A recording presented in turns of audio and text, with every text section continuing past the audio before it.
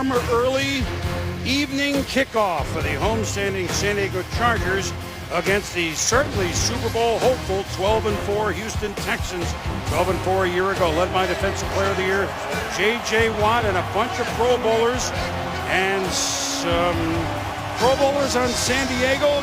Not as many, but Philip Rivers said, you know what? New coach Mike McCoy, there he is, new year, and Trent Dilfer. Why not feel that way? Good evening to you. Good evening to you, Boom. Fired up for the last game of opening weekend. The Texans won the toss and have elected to receive Nick Novak, who a couple of years knocking at the door, did such a good replacement of Nate Kading that eventually he has the job. Had it for a couple of years. The second-year wideout from Michigan State, Keyshawn Martin, will be on the return. The final, it seemed like about a month this week of football, but we're not complaining, and Novak's kick is in the air. Martin will bring, well, yes, he does come out. And the Chargers special teams, a team with 8 rookies on it and a host of new players, was there. Kind of surprised he did bring it out. So the Houston Texans, with 7 of their Pro Bowlers last year on the offense, led by Matt Schaub, 4,000-yard passer a year ago, and playing for the first time in where he went to high school, Houston High School. Number 22 is Arian Foster, but here is Schaub. And we're underway in San Diego. Schaub to throw right away. Oh, it's batted down and picked off! Picked off! Cam Thomas, the new nose tackle here in San Diego, alert and got it in the air. Ball batted by Jarrett Johnson. And one play, the new-look Chargers are in big business. And boom, Jarrett Johnson bluffs the rush, uses his eyes to see that it's a quick drop, locates Matt Schaub, gets up, deflects the ball, and then Cam Thomas in position to secure. What a great play to start the season for Jarrett Johnson and the San Diego Chargers. So the Chargers ball, 1st and 10 at the Houston 14.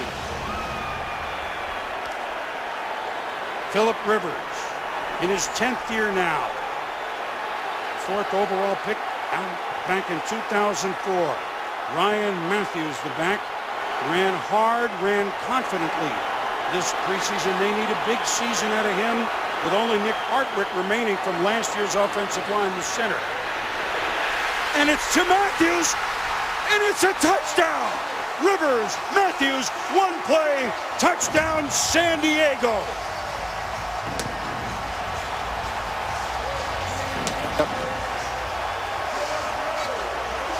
And boom, Philip Rivers gets to this play at the line of scrimmage. Gets Ryan Matthews matched up with Brooks Reed. It's a matchup the San Diego Chargers like. They talked about matchups leading into this game. Get the ISO. Philip Rivers drops in there. Nice job by Ryan Matthews finishing off with a tough catch. So let's see. I'm Mike McCoy. I'm the new head coach of San Diego. I'd like a nice start. And 15 seconds into my first game, they, of course, will look at it just to make sure there wasn't a bobble that he was in. They look at every score, but it's going to be a touchdown. And now Nick Novak will be in the kick. So if welcome to the head coaching ranks, for 15 seconds, you get a touchdown. Novak's kick is up and good. And just like that, the San Diego Superchargers are back. So a new look defense, and Philip Rivers goes right to Ryan Matthews. A pass that didn't work and a pass that worked in this passing fury of 2013. Start obviously with the defense. Chargers have talked all offseason about having a great front seven. Jarrett Johnson, the strong outside linebacker. Not just physicality, uses his eyes and his brain. Makes a great play, and I love Philip Rivers there. Senses sudden change, gets up the line of scrimmage, understands that he has matchups in his favor. It's no huddle. The keys are in Philip Rivers' hands, much like Peyton Manning in Denver. He gets to the play. Ryan Matthews on a wheel route, little off his back foot because he has some pressure, and still drops the dime in there for the touchdown. What a beautiful start for the San Diego Chargers, and I love that Mike McCoy, the new head coach, Ken Risenhunt, offensive coordinator, given the keys to Philip Rivers and said, you know what, you have great talent, but you have a great mind too, so we're going to let you dictate terms from the line of scrimmage, get to the best play possible, find your matchups, and get back to your playing days of 3, 4, 5 years ago. He was one of the premier quarterbacks in this league. Well, that didn't take long. You saw Mike McCoy Trent looking at that play chart. I don't think he had that written in, but he will from now on. I thought when Martin hesitated, Keyshawn Martin, and then decided to come out, look, they might have thrown the same play anyway from the 20, but I thought it put Houston unnecessarily back on their heels. Now he secures this, and he'll come out from about 7 yards deep. Shakes a tackle. Novak tried to get involved. Now that time Martin says, I got to do something about it, and returns of about 46 yards up to the 40. Sharice Wright, one of the corners, also playing on teams, forces him out. A nice job by Keyshawn Martin pressing the middle of the field and making his cut late laterally. Gets the seam on the outside, give the Texans really nice field position to start this drive. So now, where were we? Matt Schaub is the quarterback. Arian Foster, back in San Diego, is the running back. Went to high school here. First game as a professional back at home. And I would say that would be a major league jump by the San Diego Chargers. Except Scott Green said, no, Houston, you move. But a good test for the leadership for the Houston Texans right now. They've lined up under center twice. The first play gets intercepted. The second play, illegal procedure. As a leader now, you got to settle your troops down. You're on the road, opening day, a lot of enthusiasm, a lot of anxiety. Get your guys quiet in their mind, doing what they know how to do. First and 15 from the 35, Schaub to throw. And it's Andre Johnson, but sharp coverage there for the Chargers. New corner Derek Cox, who's covered Johnson many a time in his earlier career in Jacksonville. The left side of the line, Wayne Brown, who moved on that play, Wade Smith, Chris Myers for Houston, all Pro Bowlers. The right side, youngsters. Of course, Andre Johnson as good as against the last decade. Arian Foster led the league in rushing a couple of years ago. Greg Jones, the new fullback, incomplete, sailing over the head of Johnson as that pass for Schaub. Owen Daniels is a Pro Bowl tight end for these Houston Texans. So a little unsettling beginning for Houston, and now comes the 3rd and long package, Trent, 3rd and 11. And boom, those first and second down passes. Corey Leggett on the first down pass and Kendall Reyes on the second down pass. Good interior push. Both of them, Matt Schaub falling off of his throw, feeling that push from the inside, pressuring that pocket backwards. And that is the new Charger, Dwight Freeney. He of the more than a decade of brilliance with the Indianapolis Colts, and it's a screen pass dumped off to Foster, but he's going to be stopped shy of the first down at the 46-yard line. Adila Dye is in there on the stop, and so the Chargers force a turnover and score a touchdown and force a 3 and out to these high-flying Houston Texans. Couldn't script a better first couple of minutes for San Diego. If you're the Chargers, you couldn't be more thrilled. You get the quick turnover, sudden strike touchdown, and then a 3 and out your next time on the field on defense. One of the best punters in the history of the game, Shane Leckler, all those years at Oakland, now kicks it, and it is going to be down inside the 5 by the Texans. The Chargers lead it 7-0. And next week, we're just starting this week on Monday Night Football, but somebody in the AFC North's got to get it right. The whole division lost. Big Ben Roethlisberger and the Steelers into A.J. Green and Cincinnati Monday at 8:25 Eastern. And, of course, Monday Night Countdown, 6:30 Eastern time we begin. Phillip Rivers to Ryan Matthews, our touchdown on the first play that San Diego had the ball. After an interception by the nose tackle, Cam Thomas. So some fireworks here, but this time the Chargers begin on their own 6.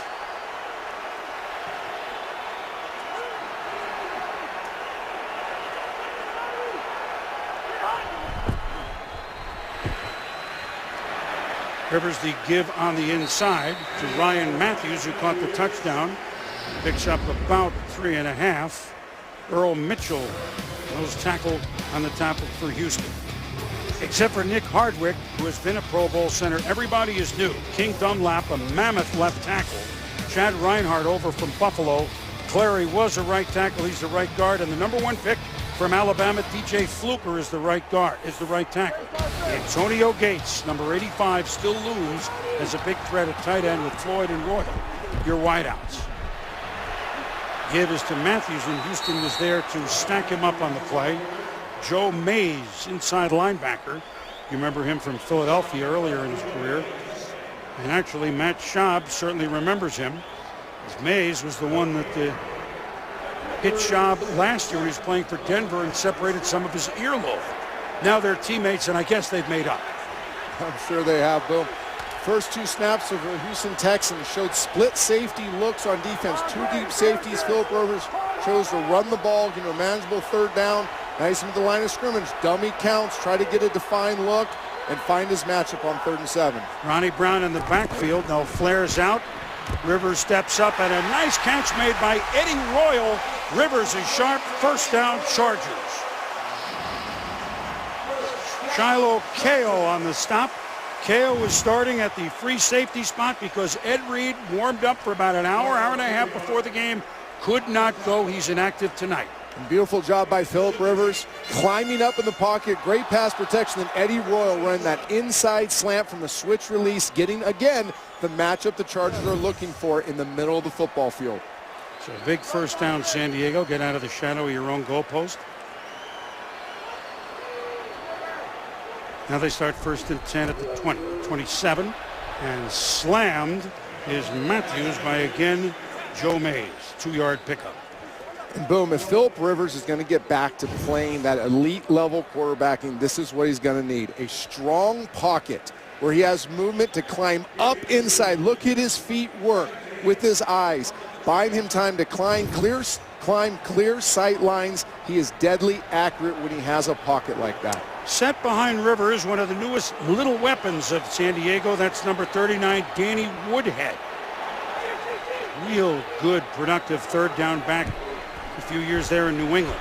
Rivers was looking for him, but now the flag down, although he may be down in the grasp. Whitney Merciless. Holding, number 77. And Whitney Merciless got the sack, and King Dunlop with the hold. There you go, Whitney Merciless. Strong upfield move, and then turns into a ball. Gets down to Philip Rivers' feet. King Dunlop loses leverage, so now he's stuck in a position where he's bending from the waist. The holding penalty is declined. The quarterback's knee was down with possession of the ball.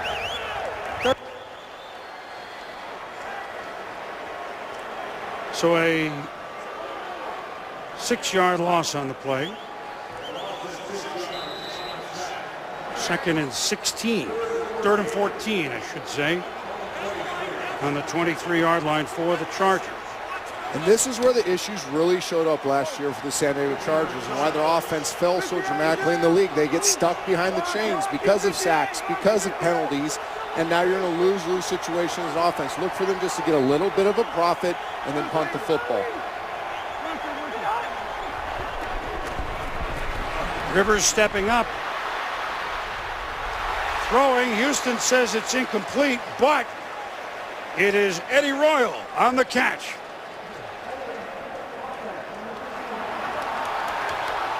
All right, Michael, all sorts of excitement there in Washington where Philadelphia was fast and furious.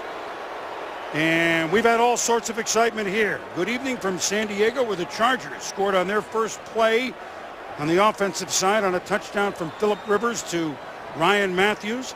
Houston had the ball, and on their first play from scrimmage, Cam Thomas, the nose tackle with interception, turned right around, touchdown San Diego. They forced a 3-and-out for Houston, and after the Chargers just picked up a first down, there's a holding penalty, and so instead of a first down throw by Rivers, it's 3rd and 24. There's what happened on the first 2 plays of the game, so we began fast and furious as well. Chris Berman, Trent Dilfer, Sal Paolantonio on the field. Welcome to San Diego. Ronnie Brown will try to get the inside run, but Brian Cushing just back from the knee surgery that felled him from October on. So on third and very long, why throw it up? And for the first time tonight, we will see Mike Cyphers, one of the better punters in the league. Leckler on the other side, now kicking for Houston. We have two of the very best. Cyphers will kick to Keyshawn Martin. And he will see it scoot out of bounds. And shorter punt than Cyphers might have wanted, but no return. So a very good start for the first few minutes of the Mike McCoy era. For those watching on ESPN2, our game will continue on ESPN following this break. ESPN's Monday Night Football is brought to you by GMC. Enter the Never Say Never sweepstakes for a chance to win a 2014 GMC vehicle at gmc.com/NFL. And NFL Mobile. Download today and never be without football. Call ** NFL or NFL.com/mobile. Looks like that about 310 evenings of the year here in San Diego, where those bobbing in the water are like the way the Chargers have begun, Trent Dilfer. Very happy San Diegoans. Is that how you say it right San now? Diegoans. Thank you. Okay. They get the beautiful Hotel weather. Californians. They get the beautiful weather, and they come out here and see their Chargers start fast tonight. So the Houston Texans began 11-1 a year ago, remember?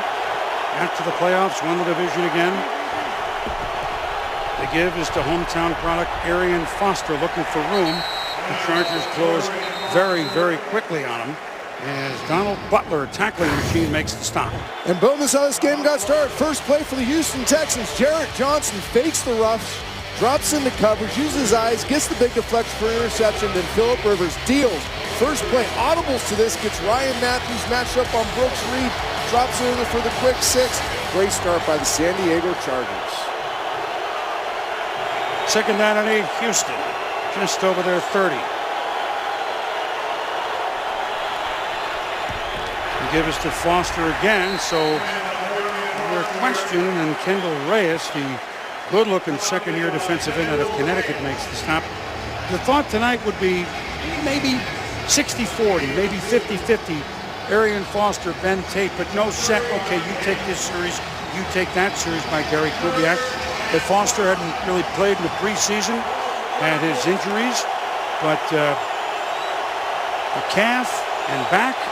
But he's raring to go in his first opportunity to play in front of his hometown folks. He's out now, and Ben Tate, 44, is in the backfield. Good pressure on Schaub, and a nice catch downfield made by Garrett Graham, fourth-year tight end, Wisconsin. And so the Texans pick up a first down. And this is a big-time throw by Matt Schaub with pressure in his face. Look at Dwight Freeney to your left, inside rush, right in Matt Schaub's face, off platform, plenty of arm talent to get the ball to the boundary for the huge completion to move the chains. First down of the game for Houston comes midway through the first quarter. They start just over their own 45. Ben Tate battling for just a few yards. Tate, a good year a couple of years ago, where he had almost 1,000 yards. Last year, just 260. But they like the way he's looked. But with, and we'll develop it as we move along, with the addition of their first-round draft pick, DeAndre Hopkins, a mostly running team in this pass-happy era will become more balanced, I think, as the year goes on, Trent. That's the plan for eighth-year coach Gary Kubiak. The fake to Foster. Schaub wide open in first down territory is Owen Daniels. And Bill, when we talked to Coach Kubiak about that balance, they have pretty good balance run and pass, and they do a great job off throwing with action pass like this. You get the deep over route, settle in the hole. Matt Schaub finds them. They're looking for balance and ball distribution. They rely so heavily on Arian Foster, Andre Johnson, Owen Daniels. They need other players to step up and make plays for them, get the ball in critical moments.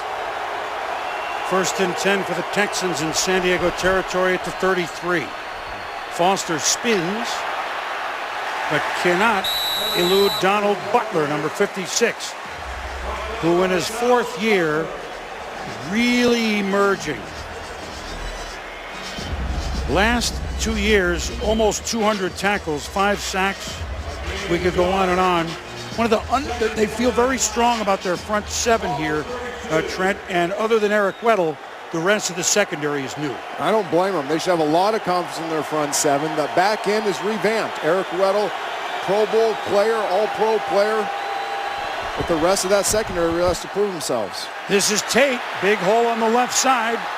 First down and more before he is brought down by Bront Bird. 14-yard pickup. So now Houston, and that's that left side of the line that were all Pro Bowlers last year, Trent. This is the Pro Bowl side of the offensive line. Look at that alley right there.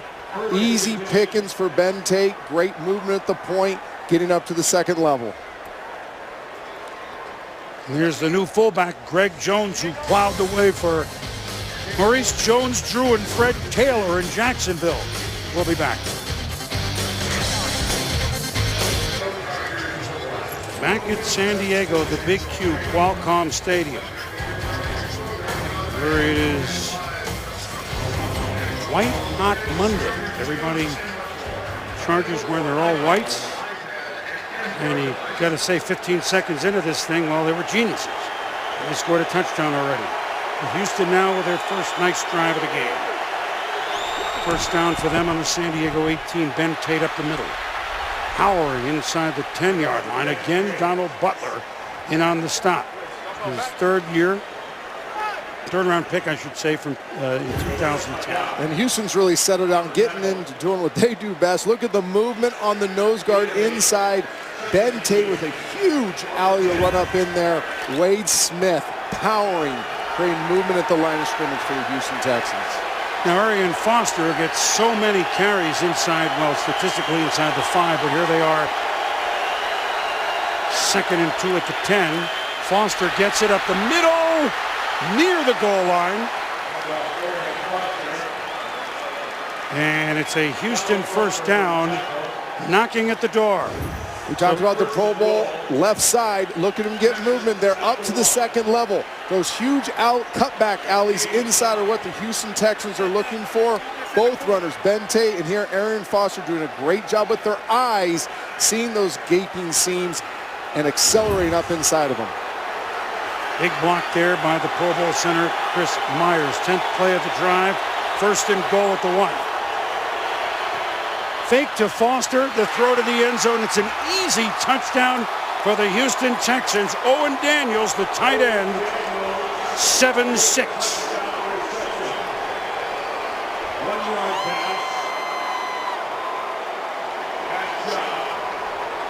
When you're able to run the ball well, when you stick the ball out in the belly of the back, look at those linebacker safety jump up.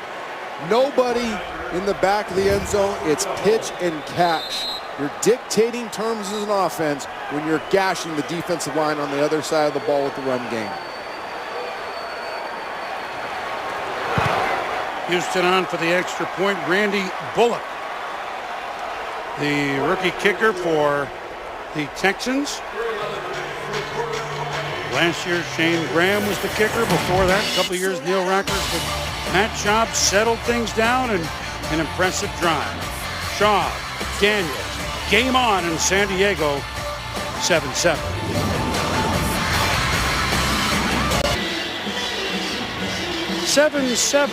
Chris Berman, Trent Dilfer, Sal Palantonio, your extended Monday night family, if you will.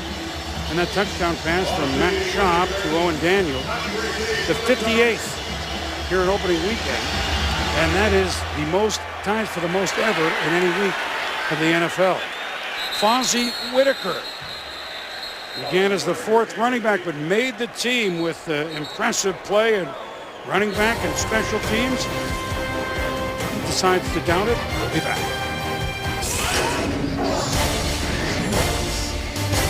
7-7 here in San Diego. NFL Insiders every weekday at 3, focusing on the biggest NFL news stories and information each day.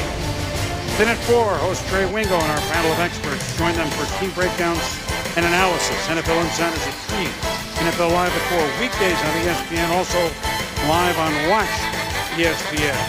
Well, we hope you're watching ESPN 2 where this game began, because in the first 15 seconds, a pick by the Chargers and a touchdown pass by Phillip Rivers, and they were off and rolling. We try to roll here from the 20.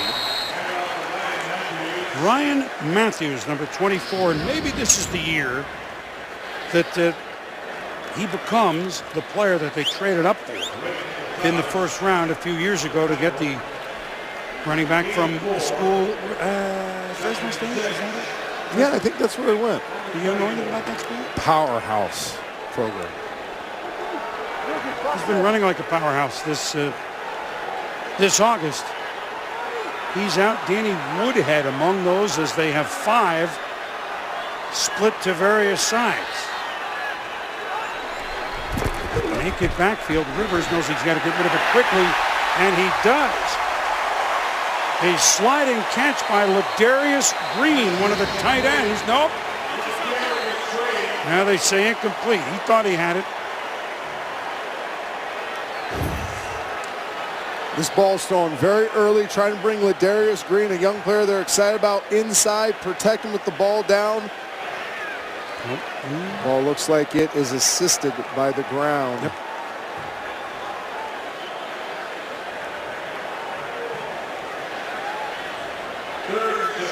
Ladarius Greenboom is a guy the Chargers are really excited about. They can dictate some things from a personnel standpoint, bringing him on the football field, getting teams into nickel so they can run the ball if they match up with linebackers, having matchup advantages in the passing game.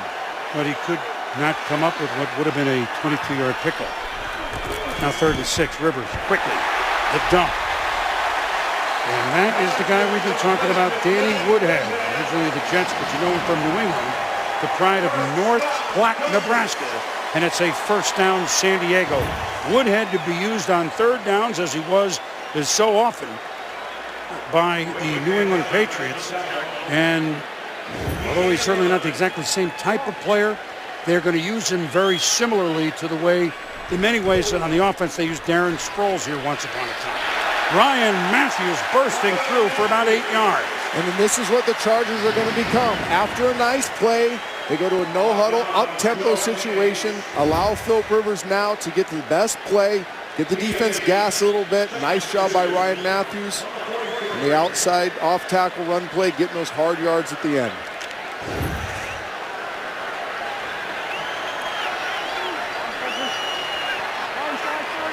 Now a different formation. Ron McClain lined up as a fullback. Now wings out a little bit.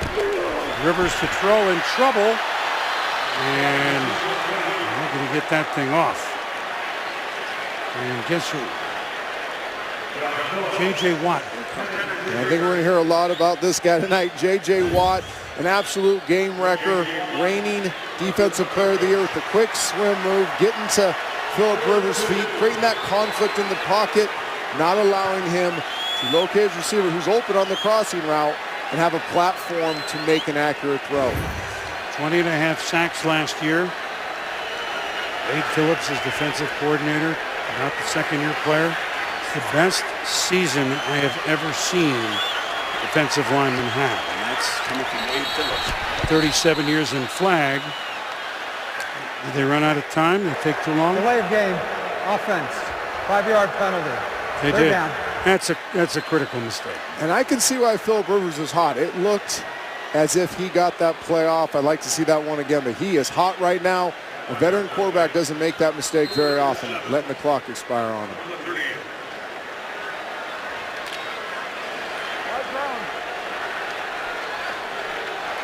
So now 3rd and 7, a better situation on the pass rush. The guy that we were talking about, J.J. Watt. Gates moving around a little bit. Houston looked like they jumped a little.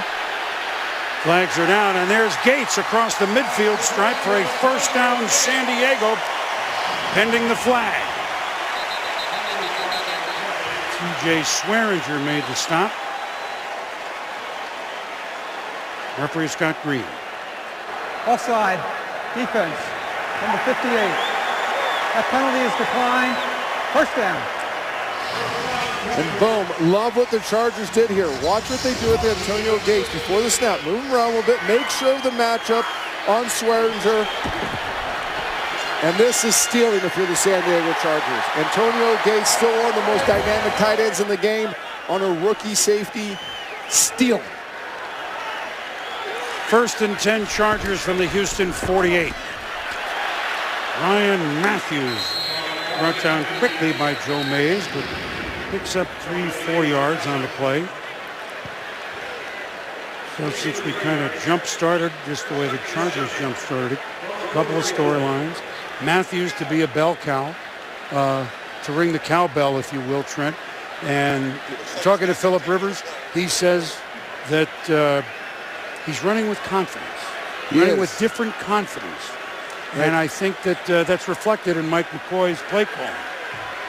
And as far as J.J. Watt is concerned, we'll elaborate on what Wade Phillips told us and the type of season that Watt had. Well, pretty entertaining first quarter. 7-7 here in San Diego. 15 seconds into the Mike McCoy era in San Diego, they led 7-0.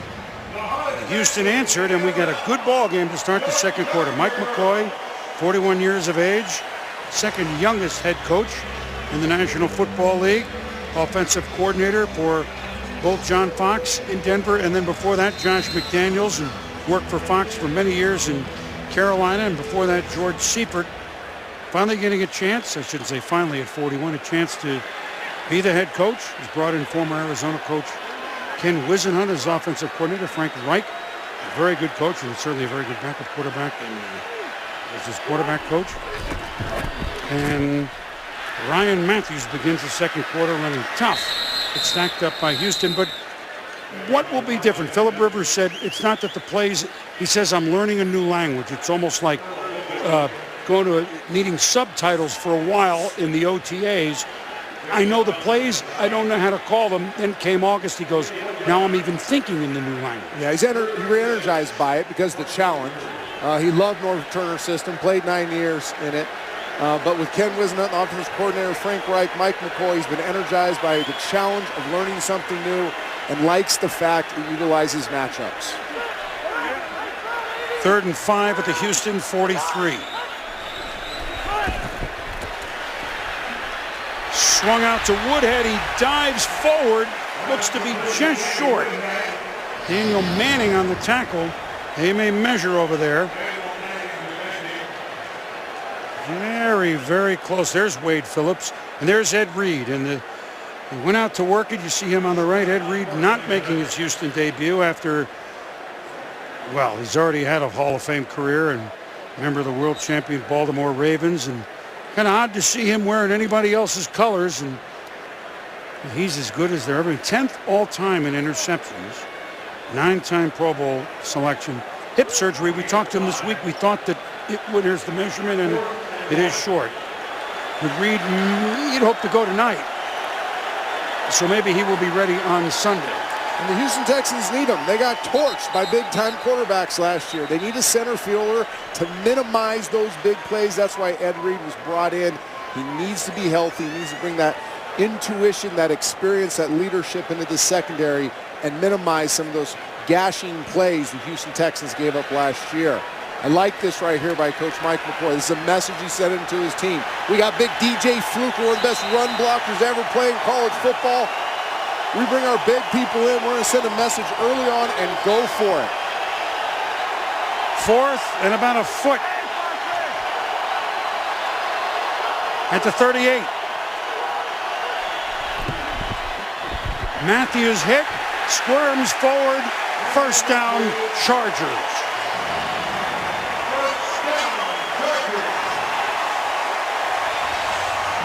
Good hard running by Ryan Matthews. I like the Phil Berger on the hard count. Didn't give him a heads up. J.J. Watt breaks through, makes contact behind the line of scrimmage, but Ryan Matthews driving those legs, shedding off initial conflict, getting up into the crease and pushing hard to get the 4th down conversion. First and 10 Chargers at the Houston 35. Deuce 3-6. Gates feigning motion. Inside give to Ronnie Brown. And the veteran Ronnie Brown, once upon a time the second overall draft pick in 2005.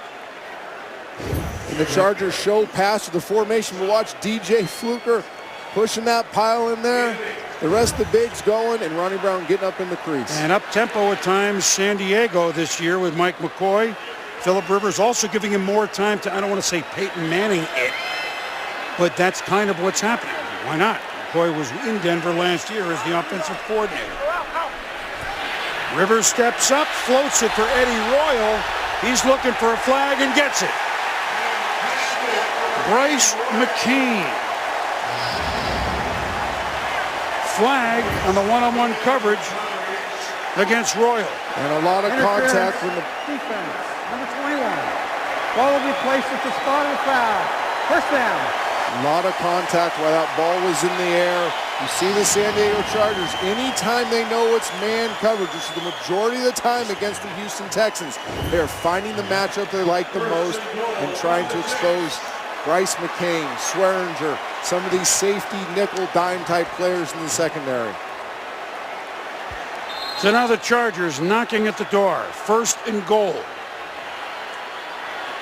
from the 6. It's the 12th play, a drive that's taken almost 6 minutes. Very impressive. Rivers has time to change things. Looking left. Throwing left. Hitting left to Royal. Touchdown San Diego.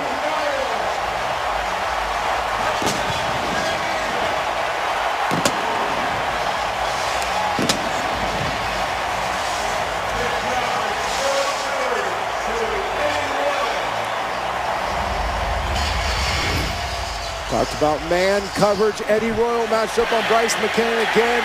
Looks up vertical, gets hard with the corner. That ball is tempoed early to the boundary, so Eddie Royal can run underneath it. Beautifully executed pitch and catch by Phillip Rivers and Eddie Royal. So a 12-play, 80-yard drive taking just shy of 6 minutes on the clock. Nick Novak, the extra point, is good. And the San Diego Chargers. Eddie Royal, Phillip Rivers, with 2 touchdown passes already. 1 to Matthews and 1 to Royal. A sharp start in all white for the San Diego Chargers. 14-7 Lightning Bolts. Welcome back to San Diego. Our extended Monday night crew of Chris Berman, Trent Dilbert, Sal Palantonio on the field. And a beautiful night in San Diego and a sharp night for the Chargers at the chagrin of J.J. Watt and the Houston Texans. San Diego led 7-0. They're tied at 7. Rivers to Royal has now made it 14-7. Keyshawn Martin about 4 yards deep in the end zone. And a nice open field tackle made by Sharice Wright, who was shaken up earlier in the game.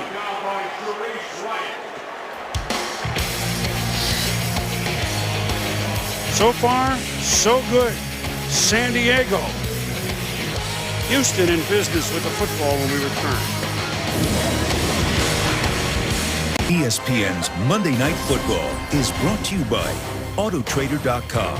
Now compare new and used cars and find the best deal on Autotrader.com and ESPNShop.com, where you can get all of your official NFL sideline gear.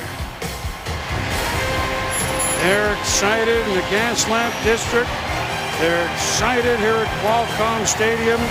And the Chargers have led from 15 seconds in. And now they lead again here with Matt Schaub of the Houston offense playing down 14-7. Ben Tate gets the carry. And so now Houston trying to settle it. You got to be impressed with the way, look, you can't start any better than 15 seconds in, an interception and a touchdown pass. Nice debut for Mike McCoy. Geez, 15 seconds. Is that easy being a head coach? But they've come out confident, haven't they, the Chargers? They really have, and they've exposed the weak link of the Houston Texans. Now, don't get me wrong. The Houston Texans think they're going to be a Super Bowl team. A lot of people nationally do, but they will never be a Super Bowl team until they figure out how to stop the elite quarterback. Phillip Rivers carving them up tonight so far in matchups. 2nd down and 8. Schaub fakes to Tate. He's in trouble. But he bails out to who else? Andre Johnson for a first down before Donald Butler brings him downfield. So good pursuit that time, San Diego. But an 18-yard pickup as Schaub can move better than he gets credit. Yeah, fair to say? Yeah, this is extremely hard. See him drifting to his left. He's got to disassociate his shoulders from his hips to get anything on this ball. Andre Johnson being patient, knowing that Matt Schaub will find him. Beautiful play by Matt Schaub, extending the play to his left, using great technique to get his shoulder flash with the target and get enough on the ball. So first down, Houston over the 35. On a blitz, a quick dump off to Owen Daniel. First down and much more in the Charger territory, running hard inside the 40. Owen Daniels got ahead of steam and was not going to be denied until he was brought down 28 yards later. And Matt Schaub right now putting on a clinic under pressure. We showed it earlier with Dwight Freeney. Last play moving to his left. Now Eric Weddle dead in his face on a free blitz. Matt Schaub tempos the ball out in front of Owen Daniels, gives him a chance to locate it with his eyes. Because there was a free rusher, there was a big void in the defense. Owen Daniels takes advantage of that open space. Johnson in motion at the bottom of your screen. This is Foster. Knocked out of bounds. Back to Johnson for a minute, just a moment, because, you know, we came on in a hurry and things happened very quickly. But going into this season, his 11th season, Andre Johnson, number 80, 22nd all-time in catches, 27th all-time in yards, and catches per game, the best ever. And he's been quiet, and he's been through so many lean years with Houston. He, more than anyone, thrilled by the way the team has finally come on and been in the playoffs the last 2 years as winners of their division. This is Tate up the middle. And grabbing him at the ankles and not letting go is Eric Weddle, who all of a sudden sponsored an opening Monday night new haircut. The mohawk, the goatee, I mean, he's got it all going tonight. Well, he talked to me, he said, Trent, you got the reverse mohawk, so I'm going to go regular mohawk. But on that play right there, the San Diego Chargers are getting moved up front. So Eric Weddle, now what defense coordinator John Pagano is going to do up to your top left is bring Eric Weddle off the edge. Try to create some havoc in the backfield. You got to manufacture penetration with your secondary players if your interior players are not getting it against this Houston Texans run game. 3rd and 1. Butler stops Foster. He thinks he has the first down. Let's select for the spot. That appears to be short. Of course, again, if you've seen this for dozens of years, but that line imaginary. The real thing, the chain gang, will be out in a moment. But from here, it looks like he's just short. And a really good stop.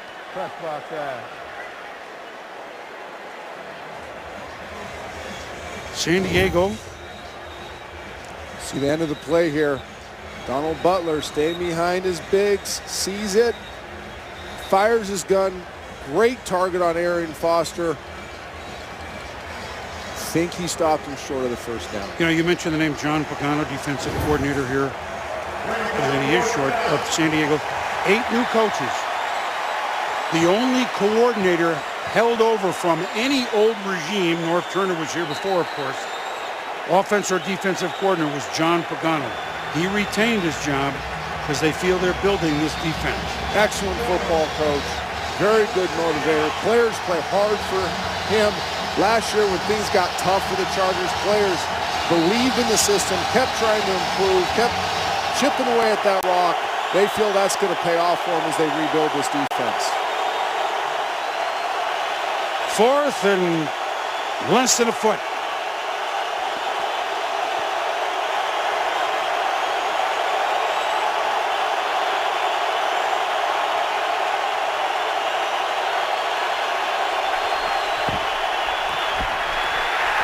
Foster stacked up near the line of scrimmage. And he appears to be short. Bront Bird, the middle linebacker, 57. We talked about And a great stand by San Diego. I'm sorry, Parley. And boom, we talked about the front seven a lot for the San Diego Chargers. They've had a rough one so far, but look at them get off the ball right here. Leverage, effort, technique, shed blocks, and then Bront Beard from the backside. A journeyman linebacker. Guy that has some challenges athletically, but makes up for an effort. Big stop for the San Diego Chargers. We'll be back. Welcome back to San Diego. We're surprised thus far. The new look Chargers lead the Houston Texans 14-7. 8:31 to go in the second quarter. Oh, a fourth down stand by the Chargers. Now they take over at their own 27. Ryan Matthews, not much that time. Running in the middle, but the Chargers doing a lot on offense, Trent. And we talked about Philip Rivers before the game. He will take advantage of matchups.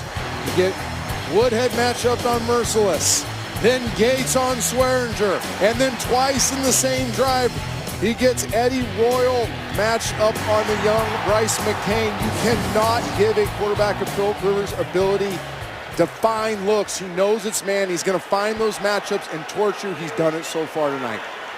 2nd and 9 for the Chargers. Matthews. Bursting at 7 yards. And boom, like I was talking about, the Houston Texans think they're a Super Bowl team. They got to fix this. Look at who they played and look what they gave up. Too many touchdowns given up against them. Don't get the ball back on interceptions. Premier quarterbacks in this league have torched the Houston Texans. They feasted on the lower level quarterback, but when they faced a great quarterback that can identify the matchups, deliver the ball with timing and accuracy, they have not found an answer. 3rd and 2 Chargers. Rivers in trouble and sacked by Daniel Manning. Once upon a time, 2nd round pick of the Bears back in 06. Good coverage downfield just after we got on the Houston Texans coverage. Philip Rivers has to hold the ball. Daniel Manning sees it, fires his gun, gets in there, and gets the big sack to get the ball back for his team.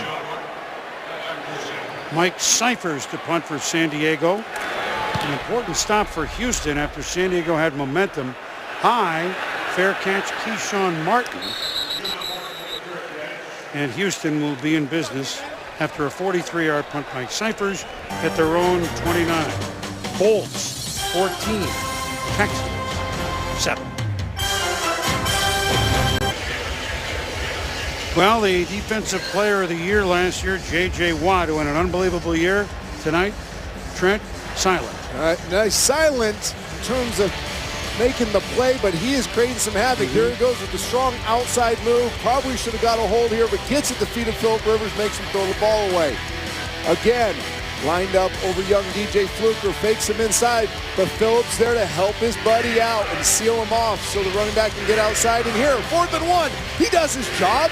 He gets penetration, but Ryan Matthews runs through the arm tackle. So J.J. Watt is doing his job very well, but the San Diego Chargers are overcoming the dominance, which is J.J. Watt.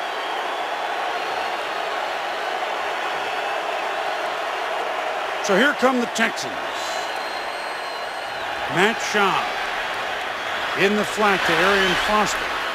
Evades one tackle and is knocked out of bounds by Donald Butler, which would be tackle number 8 for Butler. And we're still got 6.5 minutes to go in the first half, Trey. You'll see a lot of that right there. The Houston Texans go their run action, go vertical passes, and what you'll see is the back, who is the faking back a lot of times. The defense turns their back to the quarterback and runs to cover the deep stuff, and the running back's wide open and gets you a great drive starter completion. 2nd and 5. Shaw. And a good tackle of DeAndre Hopkins out there by the Chargers. Jarrett Johnson, who batted the very first pass of the game in the air, which the Chargers intercepted. He's having a great game, but looking to use his eyes. That's the dynamic work receiver, DeAndre Hopkins. Jarrett Johnson beelines him, makes a strong tackle to create a no-gainer for the Houston Texans. Jarrett Johnson showing up early and often for these Chargers. Hopkins, the #1 pick of the Texans, the 27th overall pick, and Charger fans seen a fourth down stop from their defense, want another one here on 3rd and 5. But they won't get it. Andre Johnson leaps into San Diego territory. He might as well run it out just in case there's no whistle showing the ball. And why not? Everybody's standing around stunned as Schaub has hit Johnson for what he and they think is a touchdown.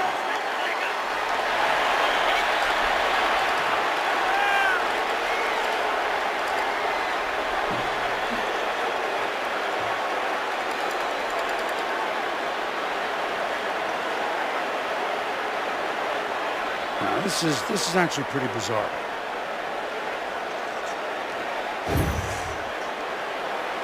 Okay, he's evades one. Did he get touched there by accident? Can't tell. Now he's up. He may have a touchdown.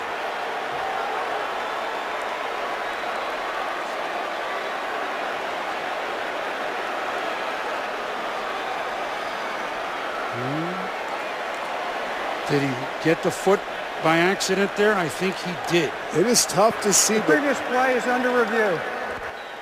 Well, let's see. Here it is. This is the shot.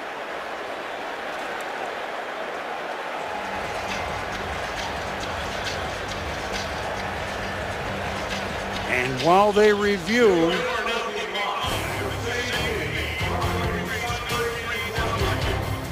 we'll be back.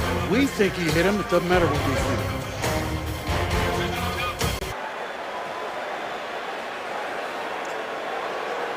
After reviewing the play, the receiver's foot was touched by a San Diego player while he was down.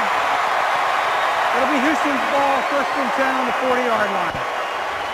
Aldomia's foot was touched twice, not just once when he was down. He goes down because his foot was touched. Right here by Marsh, you see his right foot move right there on the shoulder pad. And then Andre Johnson goes down. So right there it's down, but also Gilchrist's stomach hits his foot while he's down. So that was kind of a no-brainer right there. 27-yard pickup instead of a 67-yard touchdown, but a first down for Houston at the San Diego 40.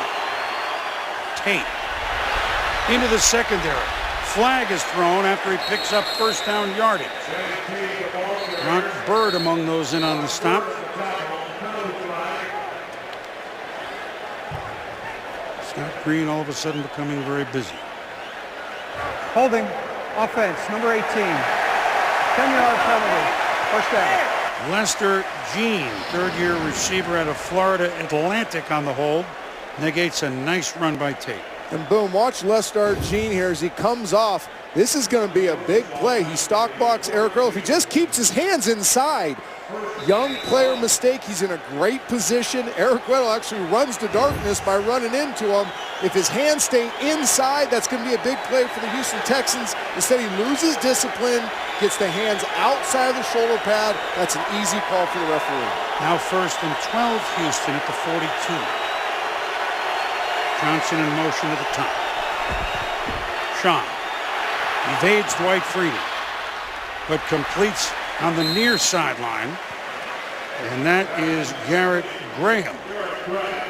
We've already seen Matt Schaub do a really nice job in pocket conflict. It's something he talked about was his point of emphasis this offseason, being firmer in the pocket, handling conflict better, having some movement skills, playing better off platform. 4 times tonight, he's turned what could be a negative play for the Houston Texans into a positive game because of that offseason discipline to improve upon something. Now 4 minutes to go in the second quarter. Schaub, and a good play there by Sharice Wright, who's been active, one of the new starting corners for the Chargers. Wright and Derek Cox are the new corners Marcus Gilchrist is the new strong safety. He was the nickelback last year. So good job here by Sharice Wright, who was hurt on the opening kickoff last year on special teams in the game we did at Oakland. But so far he said, it ain't you guys. I'm coming to play this time on Monday Night Football. Doubleheader action. Yes, he is. Tough kid. Great eyes. Philip Rivers raved about the kind of camp he has. Plays with confidence. Made a nice play there on the ball. 3rd and 7. Shaw. In trouble. And knocked away that time by the Mohawk man, Eric Weddle. And good pressure by 92 Cam Thomas. And Kendall Reyes as well, but a flag. Inside pressure by the San Diego Chargers. They're not handling the run game very well. Holding. Defense. Number 31. 5-yard penalty. Automatic first down. Oh, that hurts. Oh, that hurts. Didn't see that. Great rush inside. Negated because of a holding downfield. Richard Marshall from Fresno State. That's a tough one for San Diego, but Houston gets to keep going. When I said football powerhouse, I was talking offensively. Okay. Okay. As long as you clarify. As long as we're getting things straight here. So Houston's drive stays alive after San Diego made 2 sharp defensive plays. Arian Foster, Houstonian for carrying the ball. 8 or 9 yard pickup. We've talked a lot about the left side, the Pro Bowl side of the Houston Texans offensive line, but how about the right side here? Look at this. Derek Newton, Brandon Brooks getting some push on the play side. DeAndre Hopkins getting himself some at the end as a receiver. Nice blocking by the right side of the Texans. Now there's 3 receivers at the bottom of your screen. But instead I'll give to Foster, who slips, but right around the first down. Maybe just shy of it.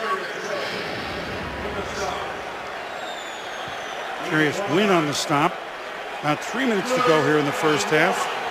And now it's 3rd and 1 of the crowd into it again.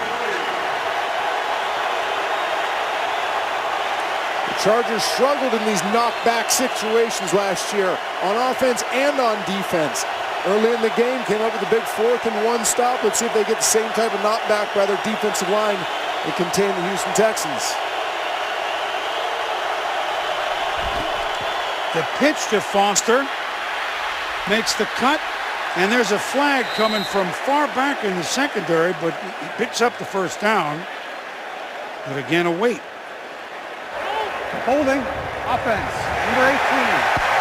10-yard penalty. And now when you get 3rd down. Lestar Jean, now that's 2 holds not on your lineman, but on a 3rd or 4th wide receiver, Trent. Those are killers. And critical plays. Lestar Jean, the first time he gets a hold, negates a huge run. Now here, 3rd and 1, a chain-moving play. Again, gets stuck inside, grabs the jersey of Richard Marshall. It's all right. His job was to seal off on this play. Just let go. Let go. Go to your back. You're fine. You set the edge for your back to get outside.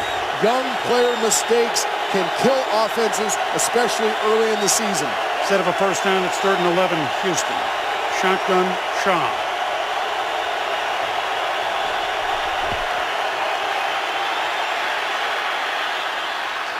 Overthrown. And incomplete, intended for Owen Daniels. So instead of a first down, heading toward the 20. Great pass protection. Look at Dwayne Brown on Dwight Freeney. Nice pocket to climb in. Owen Daniels running the inside pivot route.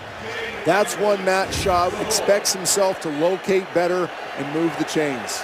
So this is Randy Bullock, first-year kicker. He under reserve last year. A 51-yard attempt with Leckler to hold. No good. So the Chargers have held. And they keep that 14-7 lead. Bullock, drafted in the 5th round a year ago, had a leg injury. He was going to be the new kicker. They had Shane Graham instead. And Bullock just Well, that's the classic soccer style kick, the hook left.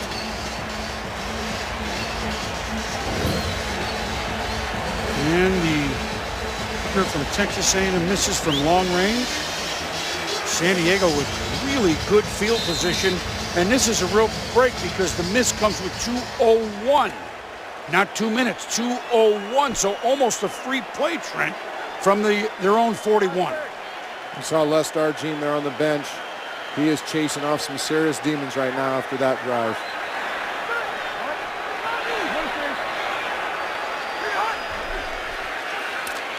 Rivers over on the far side, looking for Malcolm Floyd, but incomplete, and now we'll have the 2-minute warning with officially 1:56 to go. Well, good first half here in San Diego. Chargers 14, Texans 7.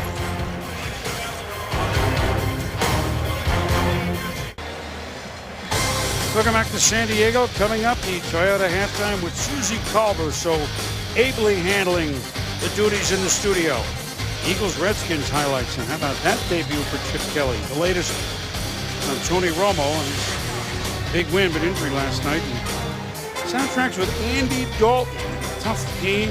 Bengals-Bears. Enjoyed that game yesterday. Both teams have a chance to go places. All that and more coming up with Susie at halftime. 14-7 the Chargers. Ball just over their own 40. Second down, Rivers. Pressure. Evades. He's going to have to run himself. First down. Get out, Phillip. He kept looking behind him to say, uh-oh, is anybody there? Is anyone there? And you don't see him run that often, but he scrambles and puts San Diego into Houston territory, 18 yards. And the impressive thing is this, Phillip Rivers struggled with fumbles, so look at his training. As he climbs, watch his ball. See how he tucks the ball. Gets it away from the defense. Now, this is all luck. Open field, Phillip Rivers trotting down. Uncomfortable in that type of environment, but getting nice yards. The key to that, though, is he protected the ball in the pocket. Ronnie Brown, stacked up by the Texans, spins for a couple of yards. We're under 1:40 to go. Boom, so much a great quarterback play in this league is the unseen, the untalked about, the discipline of Tom Brady, Peyton Manning, protecting the ball. You saw Phillip Rivers do there, climbing before he ran. Second down from the 39. Rivers, long throw and getting tangled up. As he tried to burst free was Vincent Brown. And boom, they got Vincent Brown matched up the way they want him, a little double move. You watch him come out, start on the deep bench route, get vertical right now, and then loses his feet. Phillip Rivers has already released the ball at that time.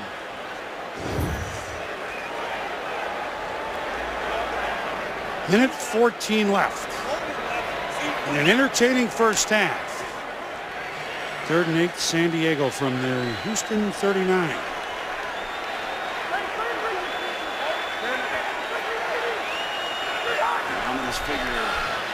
J.J. Watt.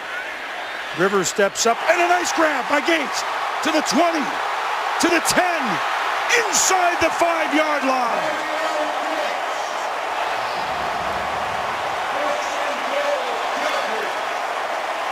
I know I'm wearing this out, but matchups. The Chargers love him going in. I love them. Gates on Swearinger, the little Zorro move. Gets him to settle his feet, accelerates. Phillip Rivers climbs the pocket, buys him some time, delivers a nice pass. These are huge advantages for the Chargers in the passing game. First and goal from the 5, San Diego. Throw is incomplete in the end zone, looking for Eddie Royal. Just in case you need to know, because he's such a security blanket. Phillip Rivers and Antonio Gates with 56 touchdown passes. The most from any quarterback to tight end combination in the history of pro football. But it also ties John Hadle to Lance Allworth as the most quarterback to any receiver for touchdowns in Charger history. History that began in 1960. If they come up with another one here, they'll be the team record holders.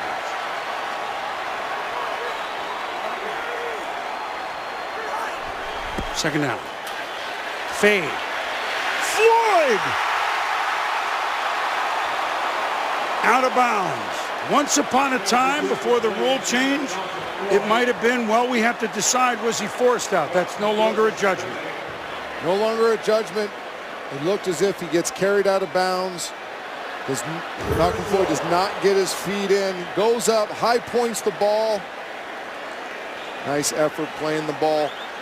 But Houston's answer on this play to force that fade ball was they brought the house. Casino blitz, more than the San Diego Chargers could pick up, so Philip Rivers was forced to throw the quick fade outside. Jonathan Joseph with the excellent play on the outside. Joseph, a two-time Pro Bowler, including a Pro Bowl last year. So timeout, and Philip Rivers and Mike McCoy and the Charger Offensive Brain Trust will talk about it.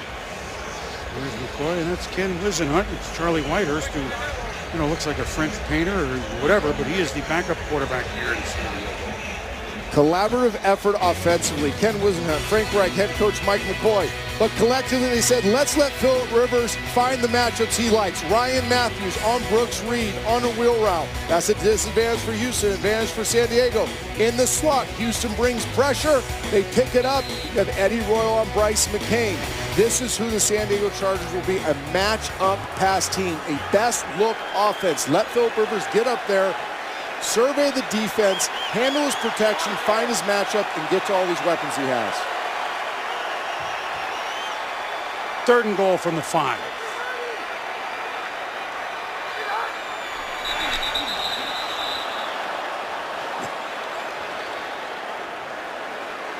False start, offense number 66.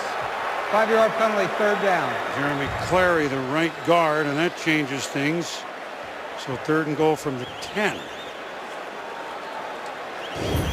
And it is understandable when J.J. Watt is lined up on your side in a must-pass situation that you get a little anxious as a big staring across a big number 99, knowing he's going hunting.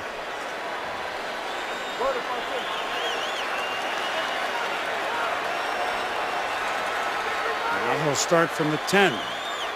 26 seconds to go in the half. Rivers under duress, but dumps it off and tackled just near the end zone is Vincent Brown.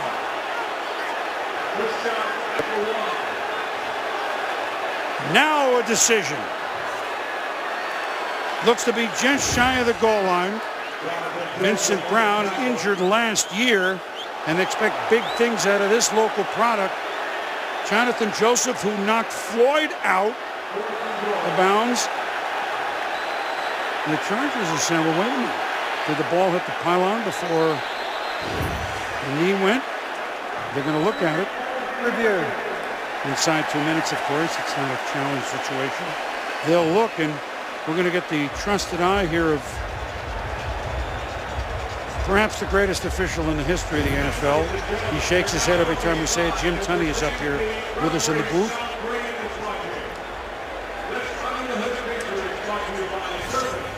Let's take another look.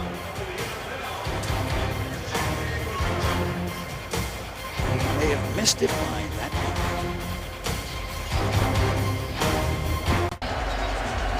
much. We are really close on this call.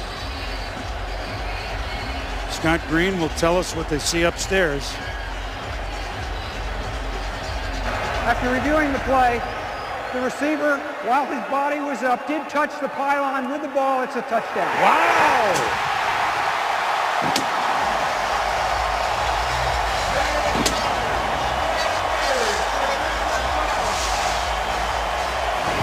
Touchdown Chargers. Vincent Brown doing everything he can. It was bang, bang, Trent. Here's the pylon. There's his right hand.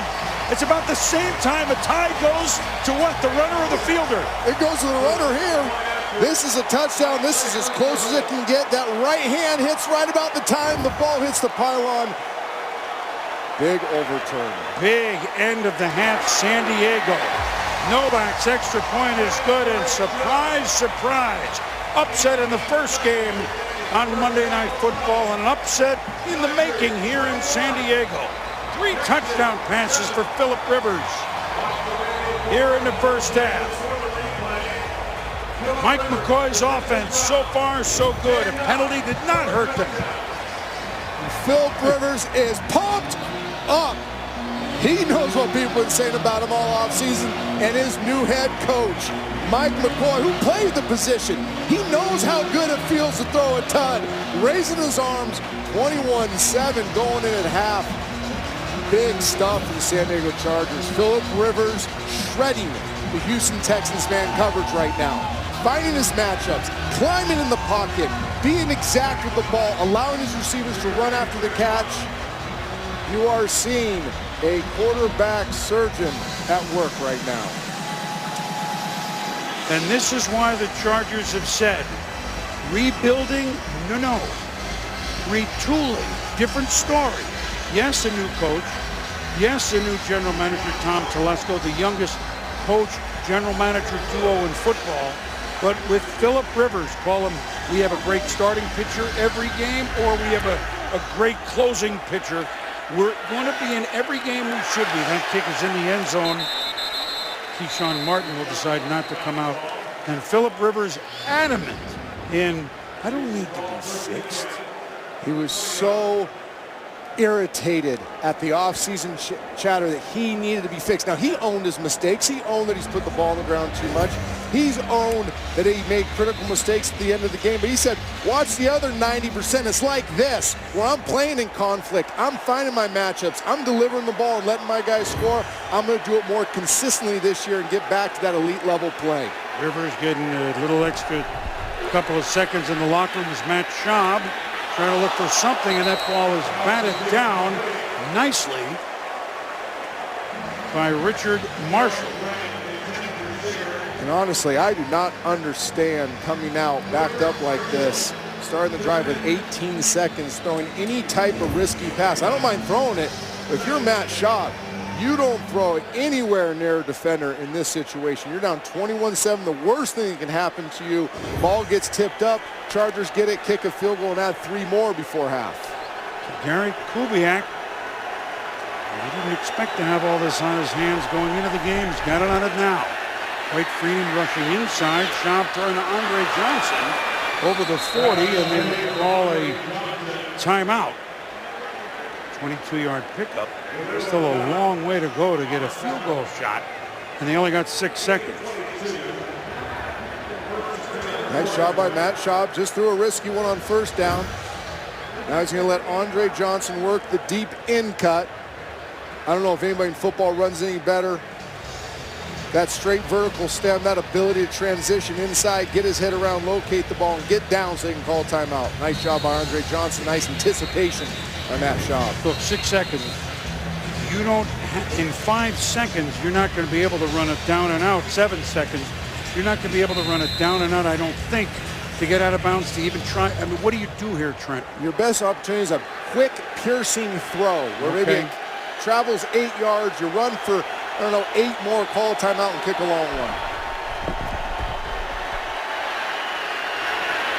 Well, they're going to go the down and out to Andre Johnson. He caught it with 2 seconds left, but this would be a 58-yarder, 59-yarder, and they're going to try it. We're not at altitude. I can't believe that play only took 5 seconds. I'm sitting here doing the math. That's what I said. A deep bench route. Typically, a play like that is going to take 7-8 seconds. This is their second charge timeout. 30-second timeout. San Diego will make sure that everybody's lined up. And Bullock, obviously a draft pick, so you know that he's got plenty of leg. Missed a 51-yarder earlier. The 2 deep man underneath concept. Nice timing by the Houston Texans. Somehow pulled that off in 5 seconds.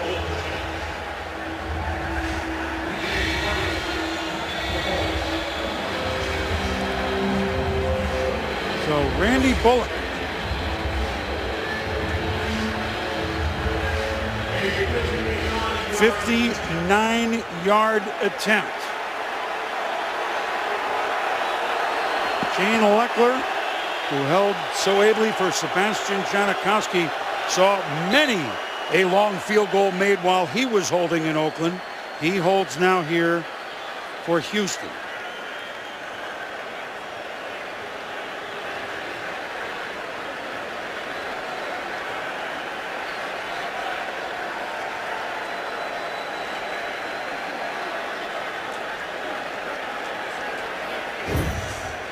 think they're checking to see if the elbow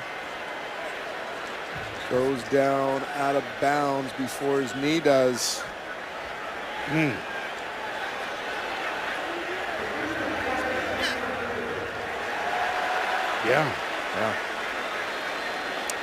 That is an incomplete pass. You can see it here. Nothing touches down inbounds before the elbow hits out of bounds.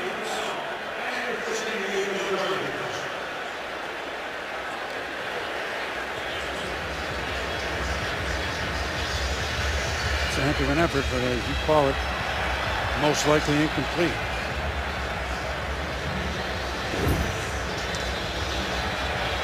Just in case, on the far side for Gary Kubiak, John Weeks, the long snapper. Like a quarterback would warm up. He's snapping to Leckler just to keep it warm. If you're the Houston Texans, this is not how you want to start your season. Not just a 21-7 deficit, but how it's happened. You start the game with an interception, leads to an immediate sudden strike touchdown for the San Diego Chargers. Let's not forget 4th and short, turnover on downs. They also had a 4th and short where they couldn't stop the San Diego Chargers. That led to a touchdown. 3rd and 1, holding call. Another holding call on that drive led to a missed field goal. This self-destruction the Houston Texans are showing, and that's not to mention they haven't fixed their biggest issue that's going to keep them from winning a championship. How do we stop the premier passer in this league? We talked about it. Brady, Manning, Rodgers, Luck, Stafford. When they played them last year, 21 touchdowns, no interceptions. After reviewing the play, the receiver's elbow was the first thing to come down out of bounds. The pass is incomplete. It'll be 2nd down and 10 on the 42-yard line. Well, they saw what we saw. Now, Houston with 2 seconds to go will throw it toward the end zone. Look for a little luck. And they're in the part of the field that Matt Schaub does not have the arm to get it to the end zone. Very few do with it from this spot. So another option here is just get out of the half. Another option is the old cherry play where the flea flick, not the flea flicker, but the hook and lateral. Throw it underneath, have a guy trail and pitch it to him. Hardly ever works, but it's fun to watch. Worked when the Dolphins played these Chargers. I knew you would know it. Worked in that one.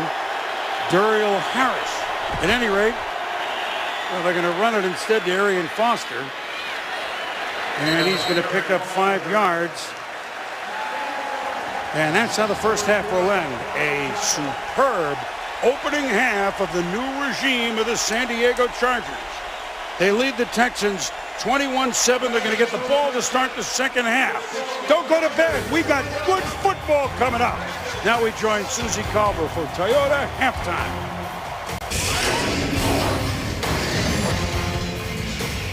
Back in San Diego, a surprising halftime score, 21-7. The Chargers against the Texans. San Diego with the lead. Phillip Rivers with 3 touchdown passes. Chris Berman, Trent Dilfer. Sal Paolantonio here at the Big Q. It's the Big O thus far, Trent, for the San Diego Chargers. Phillip Rivers, hey, what's wrong with me? Nothing. 3 touchdown passes. And even though statistically the Texans have 220 yards, the Chargers not quite 200. Opportunistic Chargers. 4th down stop that they made on defense. And you're seeing a flow for San Diego tonight. Critical wins on critical downs for the Chargers. But most of them start with the quarterback, Phillip Rivers. And it was beautiful watching him play tonight. And this has been Houston's problem. They face a big-time quarterback. They get shredded. And that's what Phillip Rivers is doing. He's finding his matchup to start. Right. He is delivering the ball with exactness, allows 2 yards out of the cap, but the secret sauce has been how he's worked the pocket. Hard outside edge pressure. Look at the climb. 1-piece hitching so his feet are on balance and can deliver the ball with timing and accuracy. Now here, watch the rip of the ball to his left shoulder. Boom, protect the ball. 1-piece hitch with your feet, land in a loaded platform. So now in conflict, you can still deliver an accurate throw and let your receiver run after the catch and get in the end zone. That is graduate level quarterbacking. That's what I've been seeing in Philip Rivers for his whole career. Now, he's turned the ball over too much the last couple of years. Tonight, he has fixed that issue. And so much for not speaking the foreign language of the new offense. Not that he's the first quarterback that has to learn something new, but when you've done it your whole career, pretty much all under Norv Turner, at least in the pros, then all of a sudden new terminology, new stuff, new looks, and a long kickoff there by Bullock into the end zone. It'll be a touchback. Fozzie Whitaker down again. San Diego gets the ball up 21-7. Some of the offense designed, Trent, for Philip Rivers to come to the line.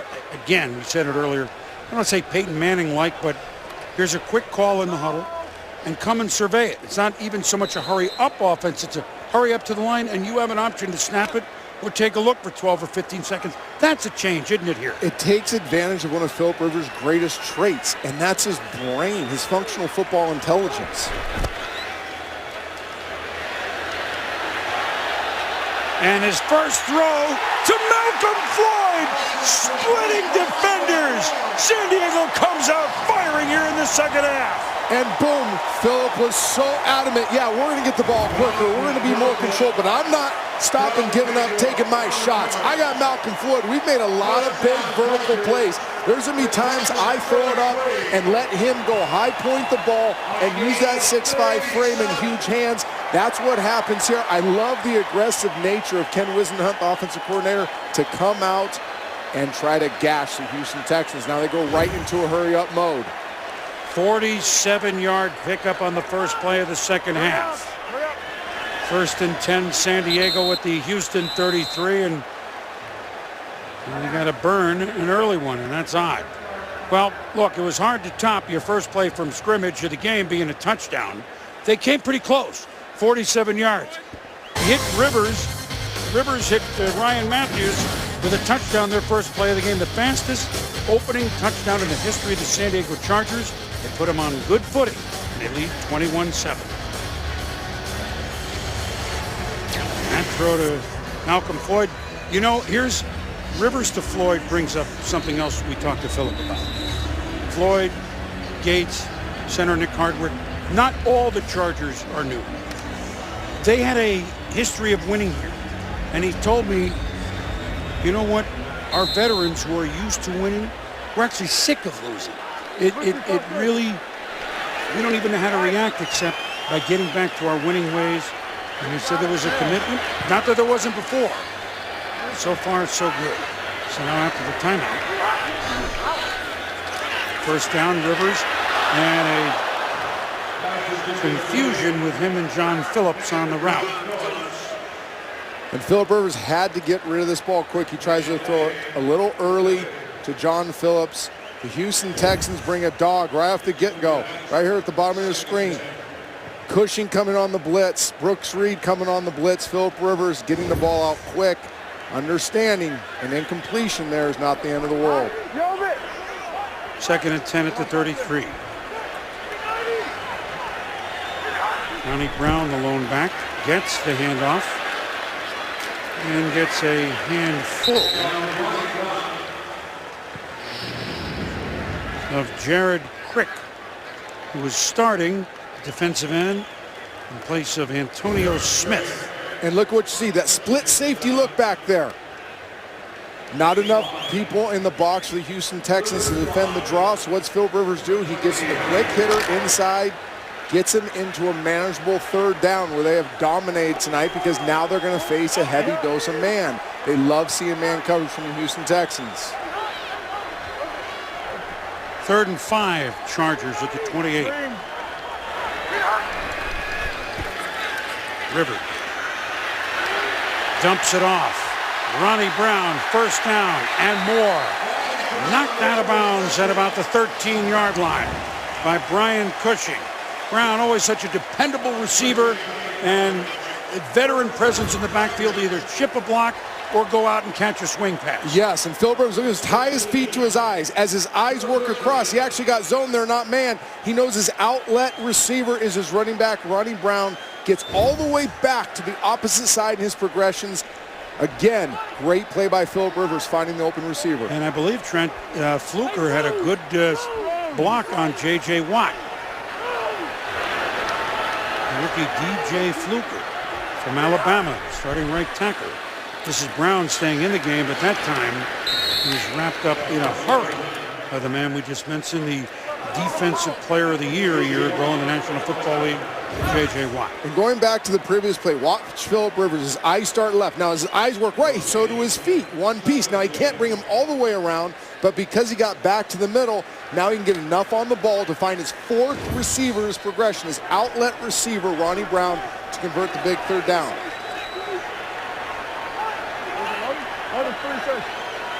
Brown now in motion.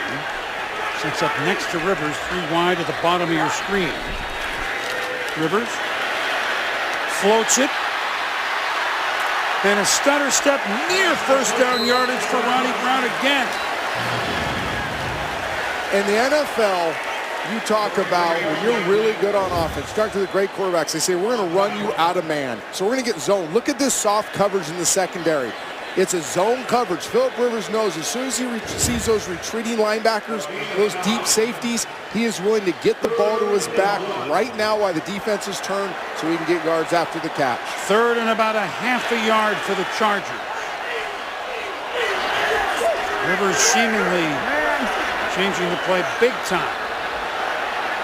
Seconds left to get the play off. Here come the Texans. And a juggle and a first down to Vincent Brown.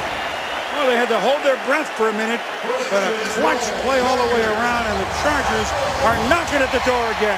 Great catch by Vincent Brown. Casino pressure, meaning Houston brings everybody. Great concentration by Vincent Brown, converting the first down, getting down to the goal line. 7 for 10 on third downs. Chargers knocking at the door. Rivers. Eddie Royal again. It's a touchdown. His 4th touchdown pass. There is a flag.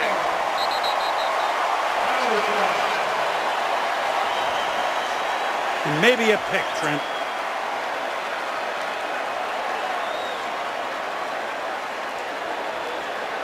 Whoa. Some of the other officials are picking Phillip Rivers to try to get in the discussion. He's a fiery competitor.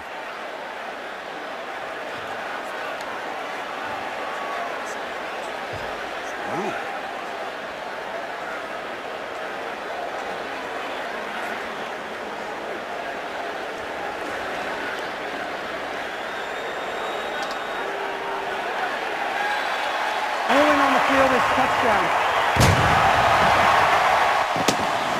They picked it up. Touchdown. As they should have. How about coming out of the half like that? And to finish it off, Phillip Rivers, the San Diego Chargers offense, finishing drives 4 for 4 in the red zone tonight.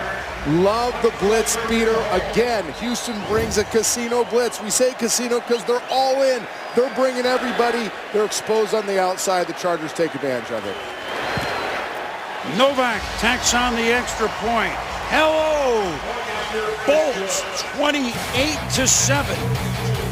4 touchdown passes for Phillip Rivers, 2 of them to Eddie Royal.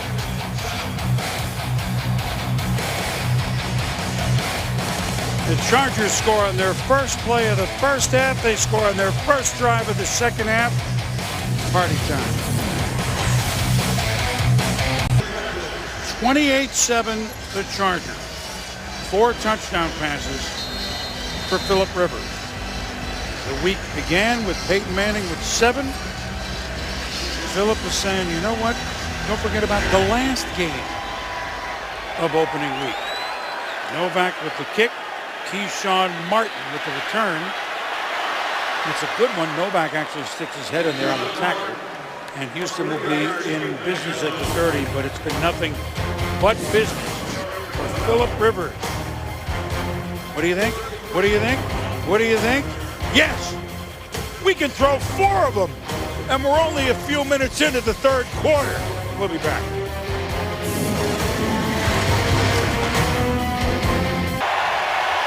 Well, this San Diego's a nice place to vacation, but J.J. Watt saying, really? Do I have to go to work there?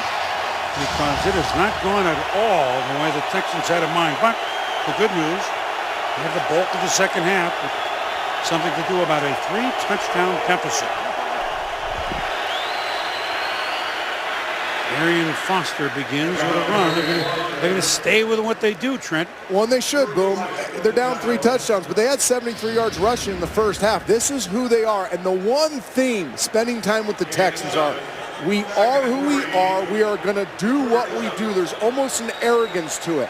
Like, we have good schemes. We've been successful. We're just going to get a little bit better at it. Well, the problem is they're not built to come back from 21 down, and they obviously haven't fixed their issues in man coverage against very good quarterbacks. 2nd and 3, Shaw.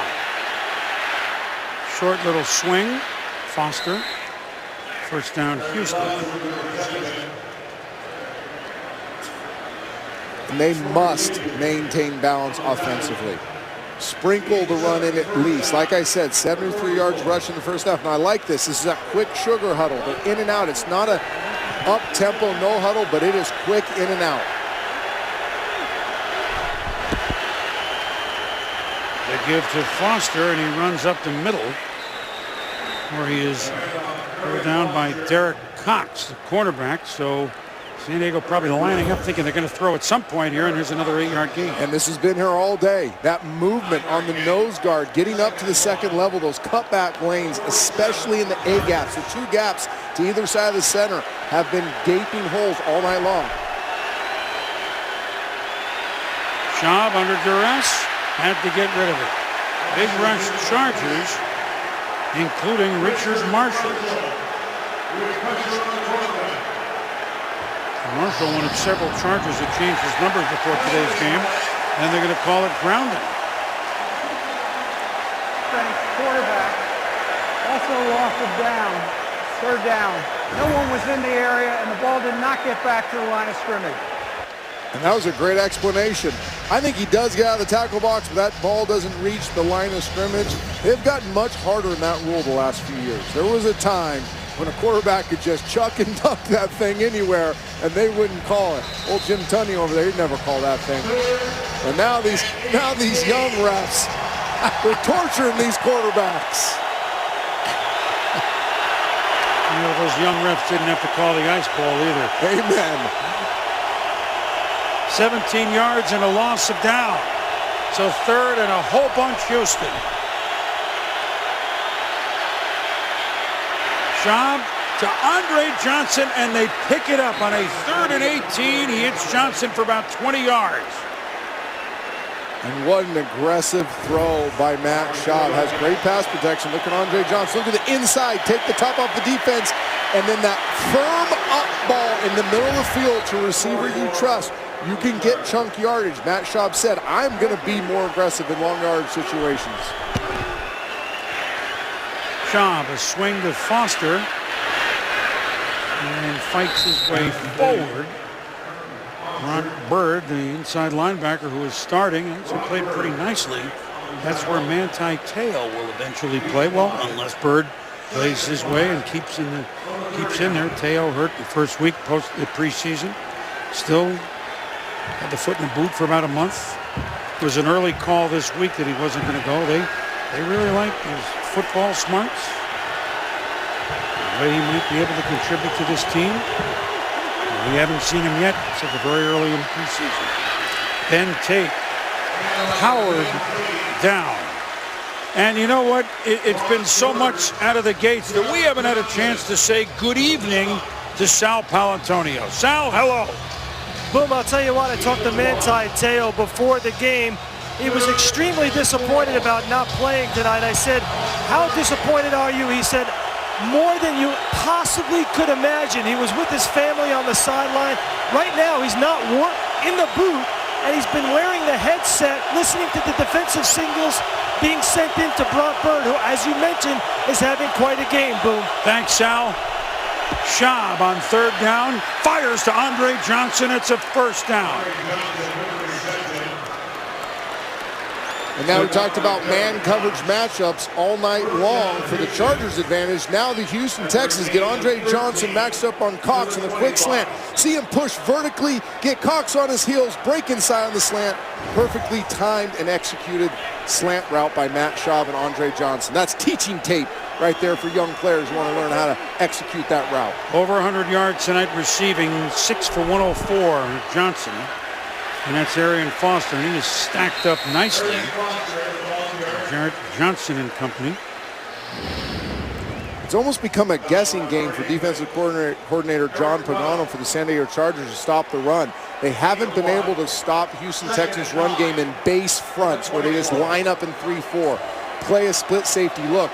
Anytime they've made a play at the line of scrimmage or behind the line of scrimmage, they've had to bring secondary pressure. Now what that sets up is big action pass later on in this football game when they are bringing a safety. 2nd and 9, flags.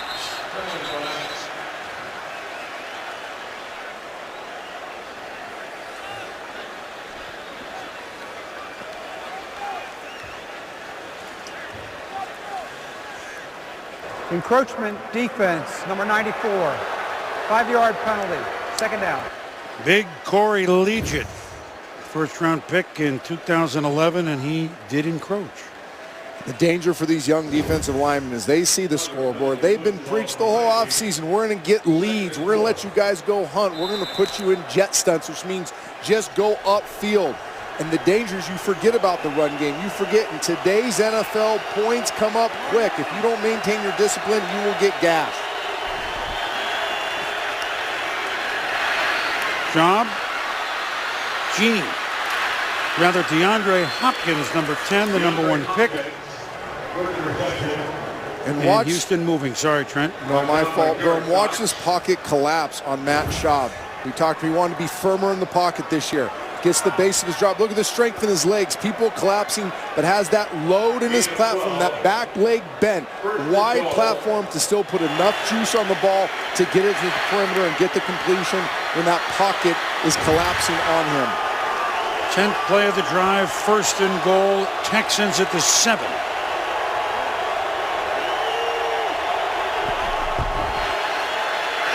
Schaub, a quick slant. And it's a touchdown to Garrett Graham.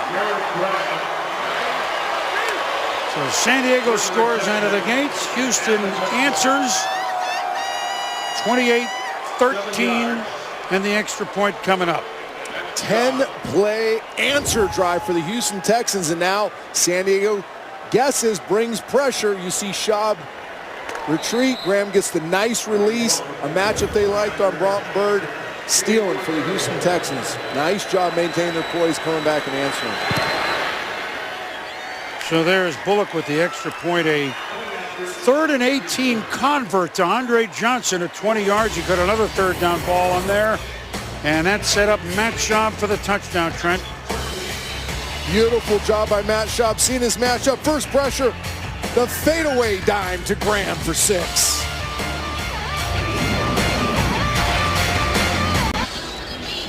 It's been a week of more touchdown passes than any week ever in the NFL. And we got 6 in this game. 4 from Phillip Rivers, 2 to Matt Schaub. You gotta love the NFL these days. If you like throwing the football, if you like the passing game, the NFL is never been better. Now, if you like defense, it's not so good right now. It is almost impossible to play pass defense in the National Football League. These quarterbacks, they should get at least a case of WD-40 each. The way the throwing is going and the successes. So Bullock to kick off. Fozzie Whitaker will come out. And really come out. Oh, he just stumbled. And still fights his way forward because he wasn't down. And he fights his way forward to the 30s. So we like this kid. We saw this kid in the preseason game we played in Chicago. He fought his way onto the roster. He was not expected to make it. That's what preseason is for. Unsung guys making a contribution like a 42-yard kickoff return. We'll be back. ESPN's Monday Night Football is brought to you by Nissan, innovation that excites, and NFLShop.com. Get free shipping on orders today at the official store of the NFL. Welcome back to nighttime in San Diego. One of the great places on this country, or any other country for that matter. Great attitude, great weather, and tonight, pretty strong football team. Yep, 28-14. It's Phillip Rivers' second possession now in the second half. First one resulted in his fourth touchdown pass. Second to Eddie Roy. Going long. Antonio Gates, but broken up by Daniel Manning. Talking about dialing up a ball play. They don't execute it, but they split out Antonio Gates. They check the protection because they don't have a one-on-one out there on a matchup they love. Phillip Rivers drops the dime. Antonio Gates just can't quite hold on to it. But I love the aggressive play calling. I love what they did there. They define the look by splitting out Gates. Now, Phillip, you get us into a protection to get to your favorite play. Took a shot. Second and 10. And Ryan Matthews not very far. Daniel Manning coming up that time to make the tackle. They sent Brian Cushing right up through the middle, and we haven't called his name a lot, but he disrupted that play by just his presence, I think. Partner, you're reading my mind. I was going to say we haven't talked about Brian Cushing back for the first time since a Week 5 ACL last year, and the theme tonight for the Texans is blitz them. Coming back early, let him be a linear player, straightforward. Don't force him into coverage. Have him to be a lateral player. He has blitzed the majority of the night. You know, the Chargers haven't been other than penalties in many of these third and longs. That's what happens when you go long, and it doesn't work. But Rivers doesn't care, and he throws across the middle, but that one is with double defense by the Texans, and McCain thinks he has it. But in the end, it's incomplete on the ball. Then Royal comes up and says, wait a minute, I got it. And boom, our young safety, Shiloh Kao, on the inside route, KOs Eddie Royal. And as hard as it is to find the right target for a safety, he found it below the head, in the chest. Great play by Shiloh Kao.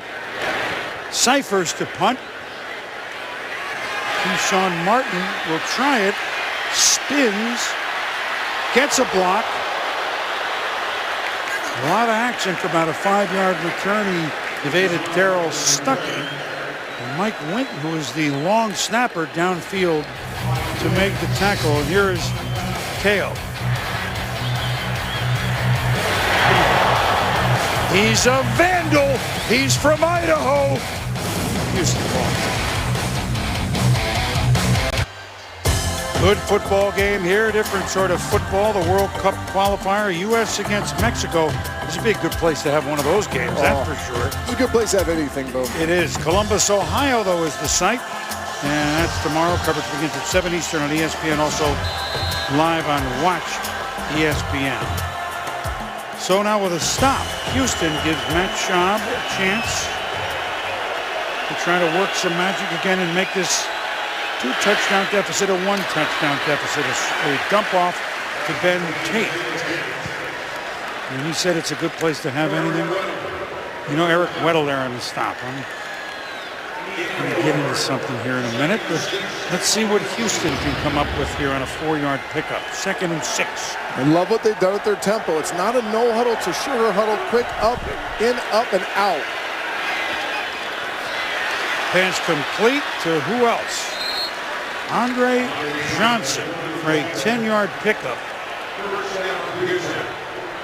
Johnson, remember last year, in a 2-game span against Jacksonville and Detroit, caught balls for 461 yards. Dominant. And what I'm saying about with in, up, and out is in the huddle, up the line of scrimmage, and get out. And it gets you defined looks, get you those matchups on the perimeter with Andre Johnson. First down, Shaw, throwing, finding, Hopkins for another first down. So Houston warming up, a 14-yard pickup, and they're in Charger territory. What's been lost in this 14-point deficit is Matt Schaub is dealing. He has had a great game. The opening play interception, not a lot he can do about that. Jared Johnson, great play, but he has had total control. Not on that play as a host of Chargers come in. Donald Butler and company. Butler did it. A nice dial-up by John Pagano. You see the outside rush by the inside linebacker. So he loops outside the defensive end. Very hard in the play-action game to track that inside backer all the way back out the backside off the edge. Nice call by John Pagano, defensive coordinator. Nice execution by the San Diego Chargers. Obviously caught the Houston Texans off guard with that pressure. And they had a receiver running wide open on the deep angle route. Yeah, but so was Dwight Freeney. He was running wide open toward Matt Schaub. Second and a ton. Dump it to Foster. He runs hard, close to the midfield stripe. 8-yard pickup. Bird, another stop.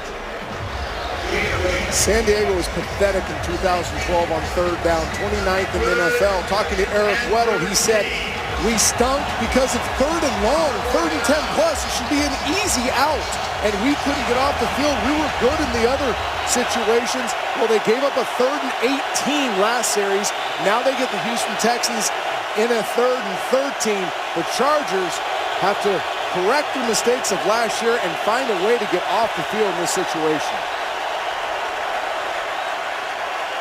And a timeout called. You know, that stat does not include the 4th and 29 pickup by Flacco. The dump to Hey Diddle Diddle Ray Rice up the middle in that game that eventually forced the tying field goal and then an overtime game.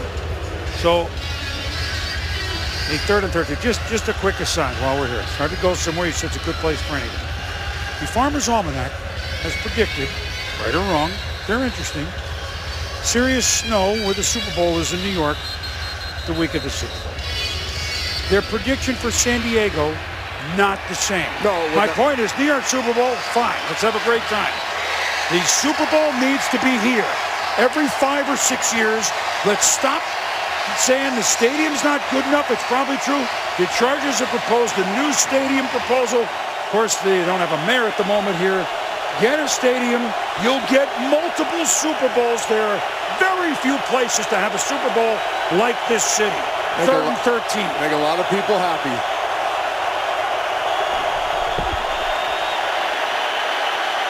Schaub buying time. Has the time. Was it a catch by Hopkins? Yes, it was. A diving catch by the #1 pick, DeAndre Hopkins, at 30 yards. So, to your point, 3rd and 13 allowed. And great job by Hopkins going down, getting his hands underneath the ball. But that's what I'm talking about. These San Diego Chargers playing pretty good defense. Can't get off the field. 3rd and 18 last series, 3rd and 13 this series. Foster dancing. Wrapped up by Kendall Rice. And that'll be the end of the 3rd quarter. I know it's late. I know you're weary. I know your plans should include me. It's close to 1 in the East. It's close to midnight in the Central. Stay awake, we got good football. Coming into the 4th quarter, San Diego 28, Houston 14. Been a fun night here in San Diego as touchdowns galore. 6 touchdown passes, 4 for Phillip Rivers, 2 to Eddie Royal, but Houston knocking now at the door to make it a 1-touchdown game. How's that? 11 of 12. And as you said, down 28-7, don't abandon the run yet. Nope. Stay with what you're doing. You were dead on. And think about the 3 downs they switched this game. 3rd and 18 completion. Shiloh Kao, young safety, with the big knock the ball loose in the 3rd and 13 on this drive. Schaub firing. Incomplete to the end zone. Garrett Cox on the coverage. There's a little bit of contact here. People probably ask for PI, but Cox does a great job turning and looking for the ball. It can be very hard to call pass interference when the corner uses that technique. Turn your head back, look, try to make a play on the ball. Very few refs will throw the PI flag there. A below-the-radar signing by Tom Telesco, the GM of the Chargers. Cox 12 interceptions in the 4 years with Jacksonville. A good player, and he's used to playing Houston twice a year. Shaw on third down. Oh! Little behind. And Foster could not.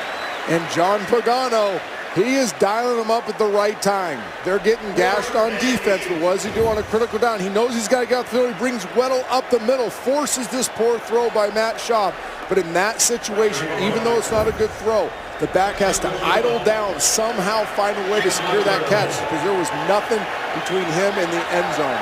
So now Randy Bullock, who missed a 51-yarder, now tries from 37 and gets it. So the first non-touchdown score. And a flag, though.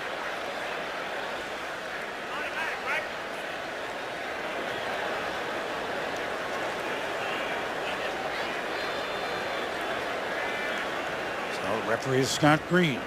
Personal foul, hitting the center, defenseless player, 92 defense, 15-yard penalty, first down.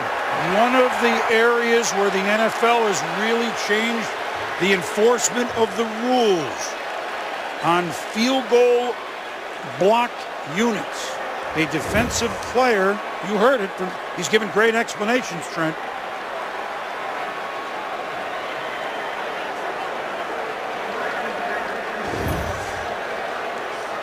What a huge mistake. Finally, a team, one of these teams mans up in the red zone and gets a stop. It was 6 for 6 before that. They get off the field, force the field goal, and now give Houston the ball. Allow them to keep the ball and possibly go in and put 6 on the board. It didn't look from that angle unbelievable. You know, Trent, it really didn't. But Schaub, and right away goes into the end zone to Owen Daniels. So 3 touchdown passes, Schaub, all to tight ends, 2 to Daniels. And pending the kick, we have a 1-score game after the penalty on the field goal. And John Pagano brings the house again. He goes with the big pressure, but Matt Schaub sees the hot route by Owen Daniels.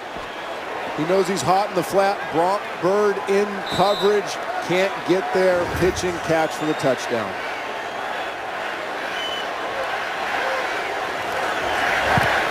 Bullock kick good.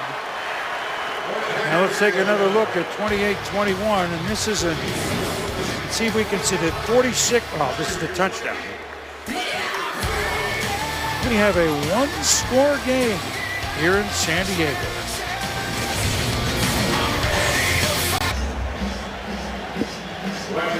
So the Chargers shaking their head. Cam Thomas flagged the nose tackle. We're going to talk to Jim Tunney about it in a moment, because instead of a 10-point San Diego lead, it's only 7. Bullock will kick it off here early in the 4th quarter. And it's a dandy. And Whitaker will stay in the end zone for the touchback. And so we bring in 31 years official in the NFL, one of the best ever. 3 Super Bowls, championship games. We could go on and on. That's Jim Tunney. This is a new emphasis, Jim. What did you see on that This play? is the new rule. You cannot line up over the center, which he did not do. He was off the shoulder, but you can't attack the center like he did. It's a judgment call, but 92 just goes right after the center over the top of him, but he's a defensive player. Judgment call, he called it the way he saw it. Didn't make much contact, but you're okay with, it's either way. Huh? Yep, I'm okay with what he called. Now, so is Houston, who then immediately dumps Ryan Matthews for a loss in the backfield. J.J. Watt. So this is just, Jim, something that was an area of emphasis off season, right? Every team, everyone was told about it. They want to talk about that center being a defensive player. He cannot protect himself, and you just got to leave him alone. You could slide by him, okay, but he went over the top of him. Even though not much contact. Well, it's a call that was made. It's in the rule book. It's being enforced to the chagrin of the Chargers. We always enjoy being with you. Don't go anywhere. We may have another one. McLean that time. And now all of a sudden the Chargers, who ran well in establishing third and not so many longs, but Houston's defense is manned up here, Trent, and forced a 3rd and 9 from the 21.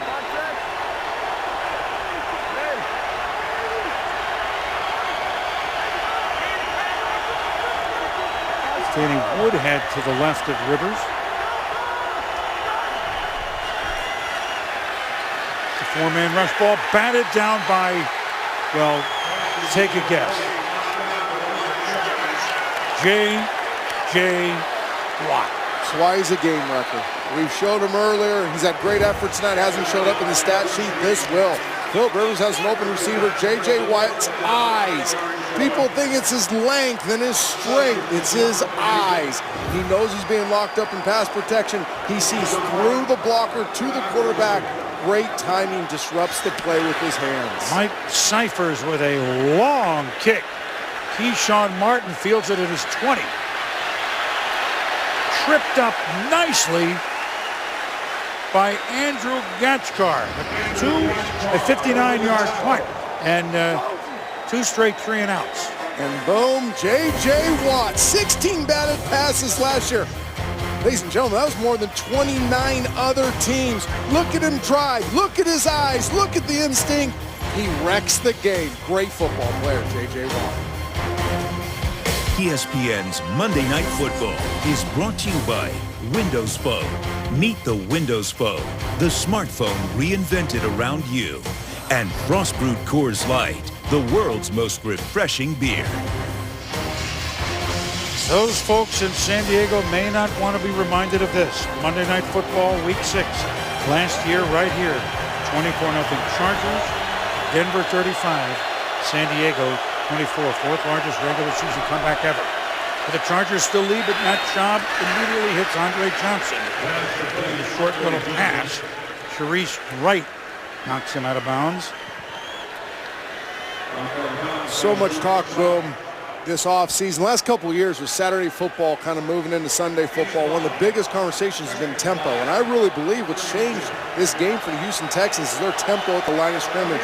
The sugar huddle, in, out, and off, has just infused energy into this team. That ball is batted down out of the page of J.J. Watt. It's Cam Thomas, whose interception on the first play of the game set up the opening touchdown. So Thomas, who has also got the flag, says, I'm annoyed. And he needs to make a play. When you make that type of mistake, when you're off the field forcing the kickoff, in your mind, you got to let that go and say, hey, I got to make up for my critical mistake by making plays later on in this game. And he did that right there. He read that receiver screen, stopped his rush, got his eyes on the quarterback, and batted that ball down. Nice play by Cam Thomas. 3rd on a long 4. Sean. Going and looking like short of the first down to Andre Johnson, which was his 9th catch. To reach right on the coverage. And Gary Kubiak. Does he feel it, or is it 12-13 way too early to go? What do you think, Trent? I think it's too early, too far backed up. We've talked about Matt Schaub having nice pocket mechanics all night long. There he did not. He cost the first down by feeling pressure that wasn't there, drifting to his left, falling away, throwing that ball low and behind Andre Johnson. If he was firmer in the pocket like he talked about, he would have made a better play there. Andre Johnson would have got the first down. There's the measurement. And this is the right thing to do, I believe. Oh, yeah. I agree with you with 12 plus to go. And field position. I mean, even though you didn't score there for the Houston Texans, you still have momentum in this game right now. You're in a one-score game. You have dominated the second half after the opening drive touchdown by the Chargers. You've recaptured, like I said, momentum. You've got to punt the ball here and trust your defense to get you a stop. Oh, and it's a fake. They snap to the up man, and the Texans are in business. Like I said, run the fake punt in that situation. And there's your man, Shiloh Kale, special teams captain last year. starting in place of Ed Reed tonight and keeping this drive alive. What a gutsy call by head coach Gary Kubiak, and Shiloh Kao now making 2 critical plays in this second half. Let's not forget he jarred the ball loose with a great hit on 3rd down a couple series ago. Now gets the big first down on the fake punt. So Houston still moving. Shaw swing and a one-handed catch. Almost Marion Foster, almost like pawing it like, I'm dating myself here, Connie Hawkins used to palm a basketball. You're not even old enough to remember him. I'm not. That might be the only 1-yard gain that makes the highlight reels this weekend. For our producer, Tim Corrigan, you see, NBA was in my sights then, pal. 2nd and 9 now.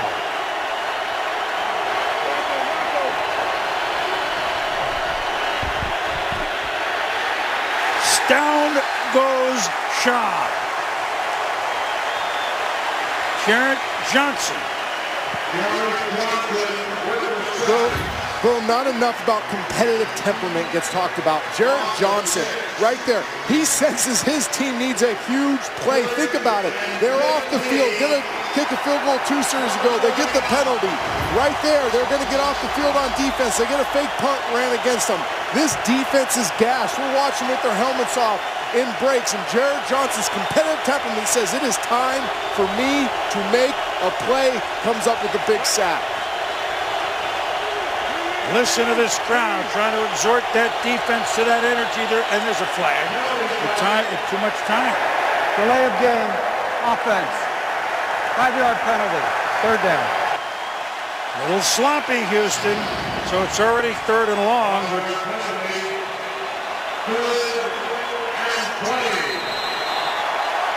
now it's 3rd and longer. See Corey Leggett put his hand in front of his face, telling his teammates, alert for the screen, alert for the screen. Houston's a very good screen team. They've made a 3rd and 18. They've made a 3rd and 13 this half. Can they make a 3rd and 20?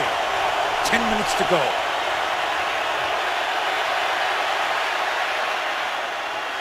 Drop, but it was going to be a long way for Arian Foster to get a first down.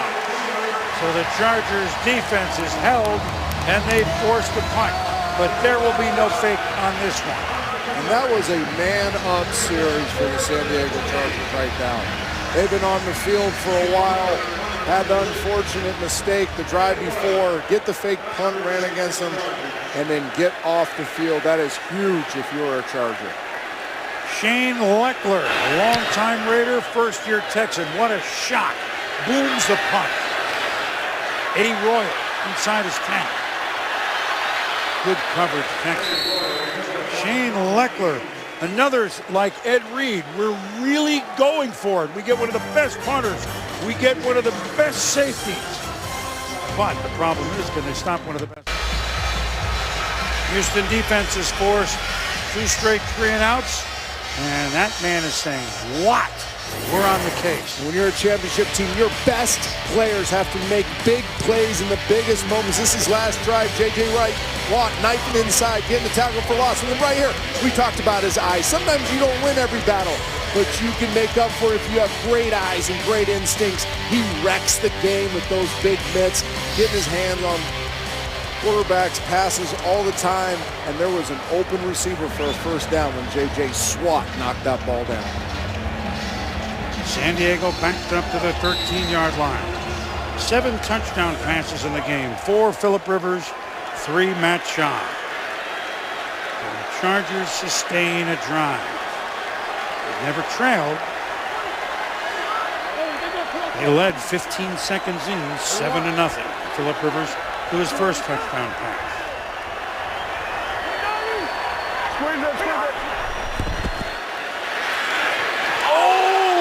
And it's picked off by Cushing. Cushing to the 5. Touchdown, Houston.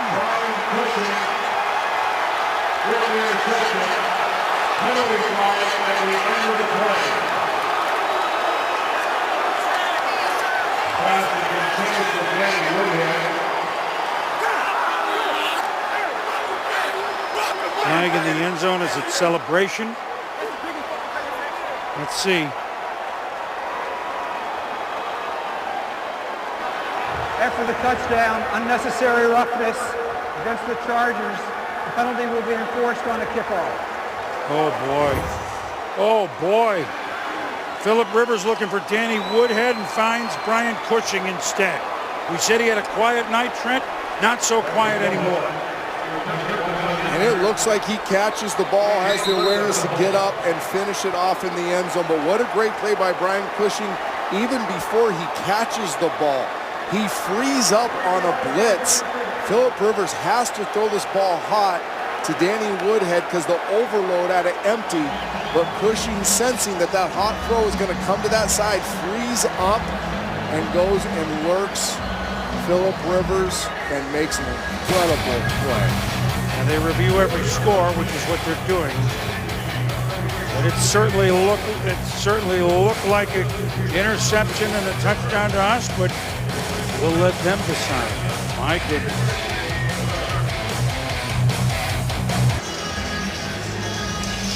They're reviewing. The ruling on the field stands. Thought so. The angles that we saw, and we'll show it to you. Now, they may have had another one or two, but nothing was conclusive that he did not get his hand under the ball, Trent, in my opinion. I agree with you, partner. There was nothing that would tell you to overturn that call.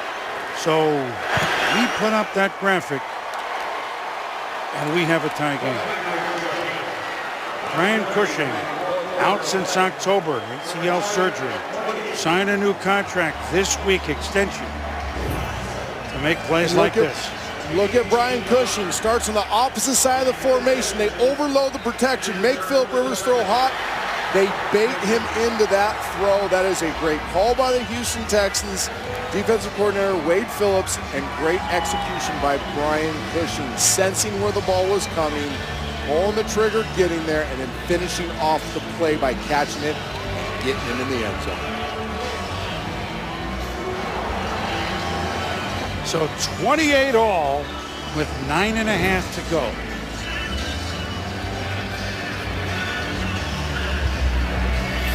Boom, Phillip Rivers talked to us about it. He said it in the preseason when we talked to him, now here in the regular season. He owned, hey, I made some plays that cost us games. Now that one's a tough one. That was more of a great play by the Houston Texans. It was a bad play by Phillip Rivers. Phillip Rivers is a pro. He understands pace, opportunities are what define you in this league. Plays after critical errors. You're gonna make mistakes. How do you respond? I think it's a great opportunity, a game the Chargers have had in control the whole night. Now to come back and regain control on the arm of Phillip Rivers. We were tied from late in the first quarter to early in the second quarter. Of course, the penalty tacked on the kickoff is a foregone conclusion to go out of the end zone. They tied it at 7, but trailed from 14-7 on early in the second quarter. But Houston has trailed 28-7, is now tied it. 5 minutes left in the third quarter. They were down by 21 points. 9.5 to go in the game. We're tied. So, you wanted a full slate of football? We got it for you.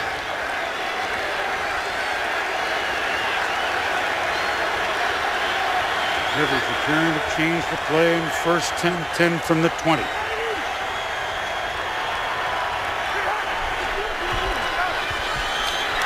Firing, and that's not a good throw intended for Malcolm Floyd. Joseph in the coverage.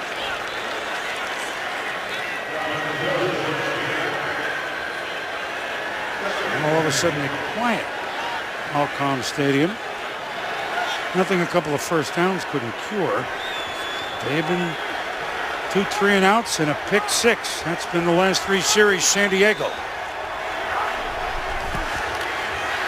Rivers behind Floyd.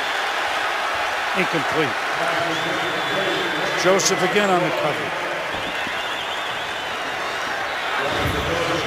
Tight coverage. Houston Texans coming out playing some dime now here in the second half. Good coverage underneath, ball thrown a little bit behind. 3rd and 10 in this situation after momentum has totally shifted. Somebody has to step up and make a big play. It's not going to be easy here. You need great protection. Dial up the right play. Chargers can regain momentum with this right now. 3rd and 10. Rivers. Oh, and off the hands of Eddie Royal. Incomplete and a Charger punt. And just as I was saying, somebody has to step up and make a play. Phillip Rivers delivers a perfectly thrown deep corner route. Eddie Royal does a great job winning on the route and loses concentration, drops the ball. This is how teams beat themselves. Mike Cyphers to punt. A good one. High. Fielded by Keyshawn Martin. Almost does his best to get away from 4 Chargers. Pretty good coverage on the special teams. Next Monday night. Well, this is certainly a good one. We got a long way to go here. Steelers at the Bengals. Steelers, I mean, that was a curveball thrown at them by the Tennessee Titans. And Cincinnati had in Chicago teed it up pretty good. The Bengals gave up a 11-point lead in that game. So Steelers at Bengals Monday night. Next week, week 25. Monday night countdown begins at 6:30 Eastern. Houston trying to take a lead for the first time tonight. Ben Tate shoves his way around Cam Thomas. Chargers are looking for somebody to make a play after Jarrett Johnson made one last series. We just have Eddie Royal drop a huge 3rd down conversion. Now Cam Thomas beats his guy, gets in the backfield, has the opportunity to get a tackle for a loss and can't finish. Instead, Ben Tate gets the corner and gets 11 yards. You have to make the play when you're in position to make it if you're the San Diego Chargers right now. First down, Houston at the 40.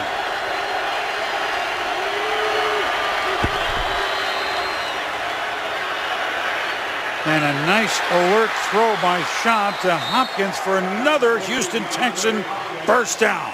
12-yard pickup. Nice job by play caller and head coach Gary Kubiak. Coming with the action bootleg. Dwight Freeney free. You may think that's silly, but because he's free, Matt Schaub gets a little separation with the drift, has the wide open receiver in the flat, moves the chains again. Great play call by Gary Kubiak. Into Charger territory now are the Texans at the 49.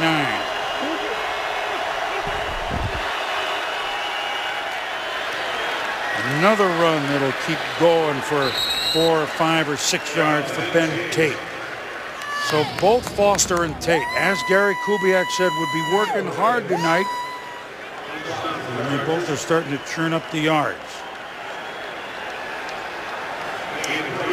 Now we got under 8 minutes to go here in the second half. Houston's had the ball. 14 minutes, San Diego about 8. And there it is. Combined, they got 100 yards. 2nd and 7. Schaub in the flat. That's Tate again, tackled by Eric Weddle. Read that pretty well, keeping Tate with just a couple of yard gain. Weddle, the team MVP last year.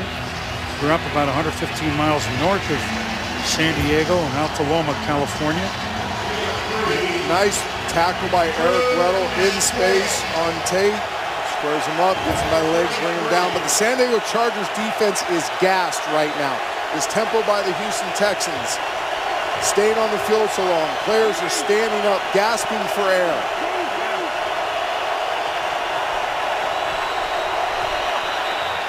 Whistle, flag, illegal motion. Houston. Brandon Brooks, it looks like. False start. Offense number 79. 5-yard penalty. That's the second-year right guard from Miami of Ohio. Here it is.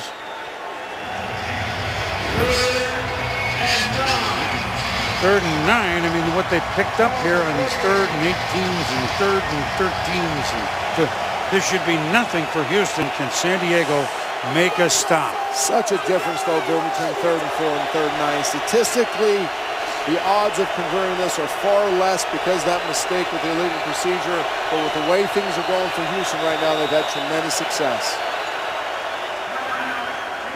And Houston will call a timeout. The Texans have not led in this game. They've only been tied once before now. It's 7-all. So 7 touchdown passes and a pick 6 by Brian Cushing, which has tied the game. And you're going to stay up late. You want excitement. We're happy to deliver it. And boom, this timeout is odd. There must have been major confusion because the Chargers are gassed. We're watching, look at hands on hips. Trainers out there pouring water on their faces. They're not talking. They're trying to get their breath. Their legs are weary. And Houston calls the timeout, and you give them now a couple minutes to refresh, get their energy back, let John Pagano, the defensive coordinator, look at his call sheet, look at the tendencies, dial up the perfect defense. Ooh, that's a tough timeout if you're the Houston Texans, to see if they can overcome that. Maybe Dwight Freeney urging on the crowd. This is the type of play that the Chargers got him for. Sean. Good protection. But Weddle makes sure that Garrett Graham is way short of the first down. Only a pickup of about 2.5. And the Chargers have been bringing pressure for him. Sorry to interrupt. This whole second half, John Pagano says, no, we're going to play some coverage here. Look at, they bring forward, they get deep into coverage. Linebackers underneath, force the underneath throw by Matt Schaub, come up and tackle. Nice defense on 3rd and long by the San Diego Chargers. Now Shane Leckler. He tried to angle it out. Didn't quite get it as much as he wanted. Eddie Royal, I mean, it's inside the 20. Leckler probably not happy with himself because we've seen him angle it out at the 2. But nevertheless, San Diego takes over. They don't have a first down in their last 4 possessions. A pick 6 and 3 and outs. This first drive of the second half dominated by the San Diego Chargers offense. The second half, that Chargers defense, 3 straight stops. The Houston Texans, give them a ton of credit. This defense has showed up late in this game, come up with big stops. Their marquee players, J.J. Watt, Brian Cushing, making plays to get the ball back from the San Diego Chargers. Phillip Rivers had the hot hand, doesn't have it anymore, so let's give it to some hot feet. Ryan Matthews runs into J.J. Watt and company. Matthews, who ran well early, haven't heard from him much. And Watt makes sure he doesn't go anywhere. And look at the movement up front. Cushing comes on the blitz. J.J. Watt with the swim move. Knifes inside. Goes hunting for the back. Texans trying to get off blocks, rallying to not let the Chargers get the run game going. And this game now is all of a sudden tied 28-28. Yeah. Look at this formation. We haven't seen this. Only one out, but they're going to throw from it. Look out. It's like Brooks Reed coming in and Ryan Matthews. It's a little swing pass. And Rivers under duress. Earl Mitchell makes the tackle. 7 yards. And watch Earl Mitchell, number 92. Again, Cushing on the blitz. Earl Mitchell comes from the opposite side, smells screen, goes flat down the line of scrimmage. Doesn't keep going towards the cornerback. Chases down Ryan Matthews. Brian Cushing hurt coming off the field behind the play. He tied it with an interception, but remember, we don't know what happened, but remember, he's been out since last October with the ACL. That completion, by the way, the first of Rivers in the 4th quarter. 3rd and 2, San Diego. Rivers pumps, fires in the dirt. Nowhere near Vincent Brown. If you're wondering why Phillip Rivers pumps there, they think they get the matchup they want outside with the back matchup on the backer. But Brooks Reed, number 58, does a great job showing blitz and then peeling off on the back, not giving Phillip Rivers what he's expecting. See him peel right there, so he doesn't have to throw he thinks he's going to have. He drifts. He just makes an inaccurate throw. Mike Cyphers, high kick, shorter though than he's been kicking. and doesn't get the bounce he wants either. And Houston will have very good field position. I mean, non-returnable, but only a 37-yard punt by Cyphers. And so Houston, just shy of their 40, with 3:53 to go, has a chance to grab its first lead here on Monday night or Tuesday morning football.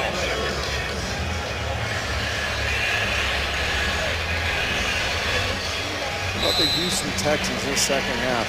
They had the expectations of going to the Super Bowl. Super Bowl or bust has been their mantra. They get down 28-7, show a champion's heart, fighting back into this game with gutsy play calling, big plays on offense, and great defense.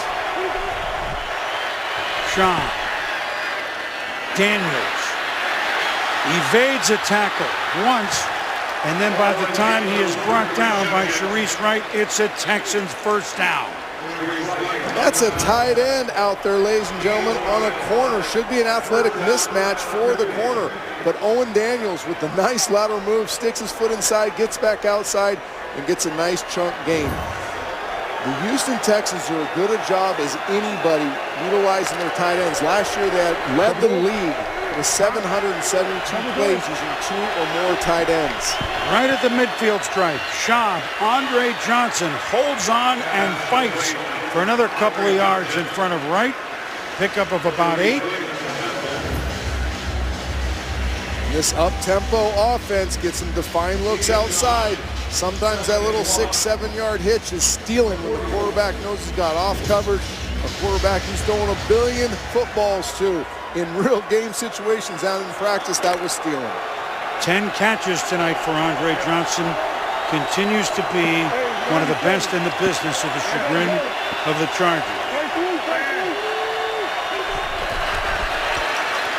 Now they'll run it, and Foster will pick up a first down. And I believe that this should be the 8th time in his career that Andre Johnson has 10 or more catches for at least 100 yards. Now you're saying something, by the way. First down, Houston, San Diego, 38.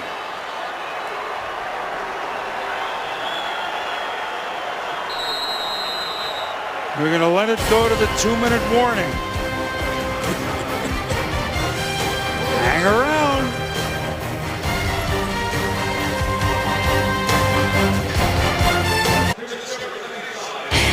After all this, Sports Center, our West Coast brethren, Neil Everett, Stan Barrett, RG3, and Michael Vick said, you know, I kind of invented some of this stuff. Top 10 plays from NFL Week 1, NASCAR spin-out controversy, and now certainly highlights and post-game reacts from this thriller. Sports Center coming up next. Those guys do such a great job out west, up late all night. I certainly have enjoyed them through the years. I know you have too. I hope you're enjoying this. 2 minutes to go, 28 all. Matt Schaub and the Texans at the San Diego 38. Arian Foster. A good sliding effort made by Marcus Gilchrist, the strong safety. Timeout, San Diego. Trent, we started fast and we haven't stopped. And some key plays by the Houston Texans have changed this game. Let's not forget 3rd and 18. Matt Schaub with the firm up ball across the middle. Andre Johnson led to a touchdown. Cam Thomas, defense thinks they're off the field, force him to a field goal, gets called for the personal foul. Next play, the Texans score, and then the great play by Brian Cushing. Reading Phillip Rivers' eyes, baiting him into the throw, extending, diving, catching the ball, jumping up and finishing the end zone. Let's not forget about Shiloh Kao with the big knockout hit that jarred the ball loose on a 3rd down. Another 3rd and 13 the Houston Texans converted. Houston Texans coming up big, making plays in the second half. And a fake punt snapped to Kao, the up man that converted a first down, although they ended up being stopped that play. But they've been gambling and winning a lot of them. Shaw, throwing, Johnson. Short gain, but a gain nevertheless. And Cox giving Andre Johnson a ton of room playing off in that situation. Don't understand why in this situation you give that much cushion to Andre Johnson when you know you can't give up any more yards or you put yourself in a position to give up a game-winning field goal.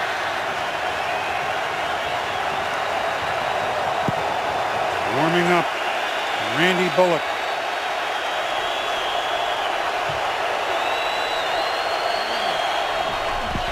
Shaw. Johnson. Clock still moves. Texans still move. First down. You gotta love this play. 9 stop. Now he's up pressed, but that ball's in the air, and you beat the coverage with the timing and the ball. Andre Johnson knows as soon as he puts that last foot in the ground, he's gonna turn his head, and that ball is gonna be halfway to him. There is no defense for a perfect throw. Critical moment. And that shot obviously goes to a guy that's more trustworthy than anybody else on the football field right now, Andre Johnson. As you know, in this situation, they're in no rush really now, right? At any time, San Diego just hoping to get a stop, maybe a strip. Arian Foster, again, playing in front of his the place where he went to high school with many fans and friends. And Mission Bay High School, his first time as a professional being here. Clock ticking inside 45 seconds. Right now, you're just trusting your kicker. If you're anywhere in that 40, 41-yard range, it should be an absolute gimme for an NFL kicker. You're trying to put him in the best part of the field he likes to kick from, and then end this thing on his leg. Foster thought about turning it back. No sense to lose any yards whatsoever. And we take it right down.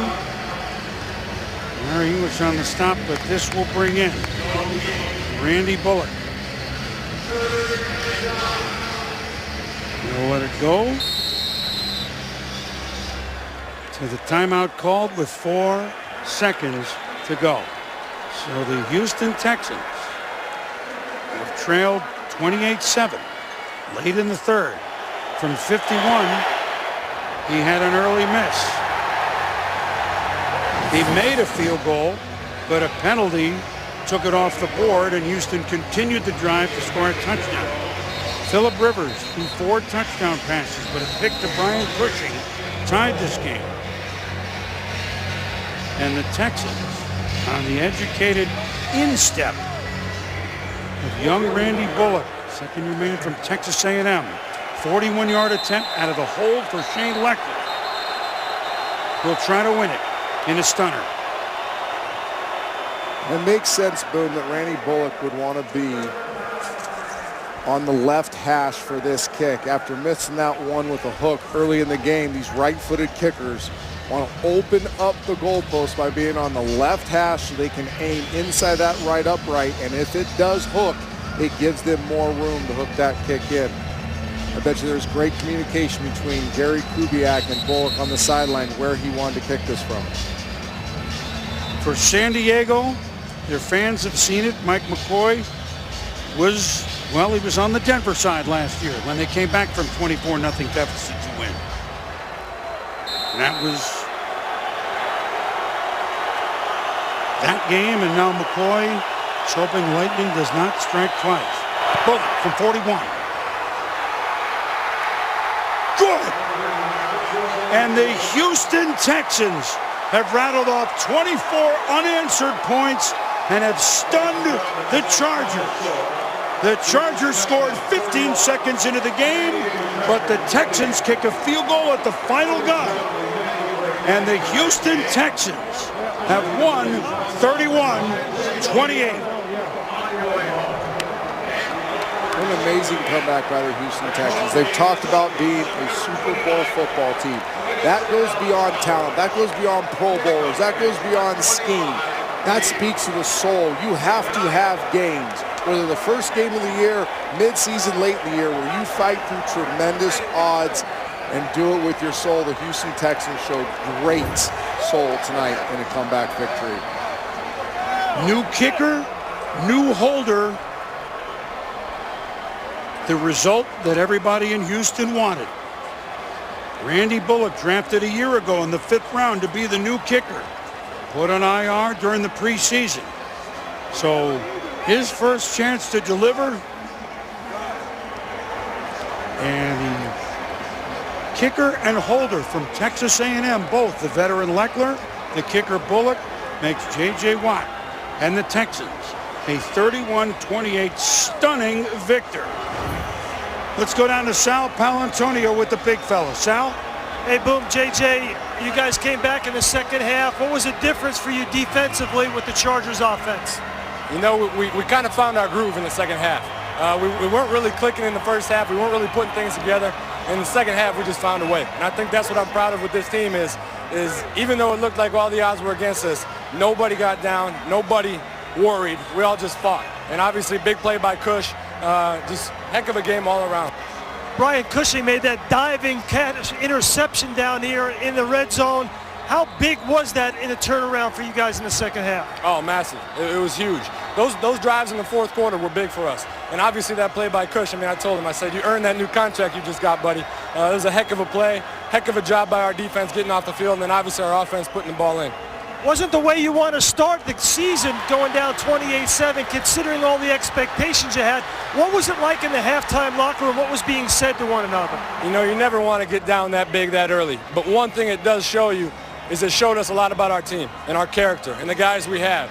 Nobody got down. In that locker room at halftime, everybody was just talking about ways to come back out in the second half and find a way to win. And I think that tells us a lot about the type of guys we have and a lot about the character of our organization. And I'm proud of the heck to be a part of this team, and I'm happy for this win. But we're going to clean some things up the rest of the way forward. Hey, man, way to start the season. Thanks. Stay healthy. Thank you. I will. Boom, back to you. J.J. Sal, thank you very much. So, Trent, no first downs allowed by the Texans on the last 5 Charger drives. Great defense by the Houston Texans. Their best players making most critical plays. J.J. Watt knocking down the 3rd down pass. Brian Cushing with the huge interception for a touchdown. But bigger than their players, bigger than all that other stuff, the character J.J. Watt just talked about. I talked about the soul. To be a champion in major sports, professional sports, it goes beyond talent. It speaks to the heart. The Houston Texans had great heart tonight. That's why they won. It's easy to win when you're way up. Not so easy when things look like everything is going the other way. It's a team that started 11-1 a year ago. They won the division again. They want to play into deep January. They played deep into the night in early September, and they came out a victor. It's been a blast. Tim Corrigan, Mike Schwab, the whole crew in the truck, thank you. It's been fun. Trent, Sal, thanks. The Texans 31, the Chargers 28. Houston coming from way back. I'm Chris Berman. Thanks for watching Monday Night in San Diego. Here's Sports Center. ESPN thanks you for watching this presentation of the National Football League.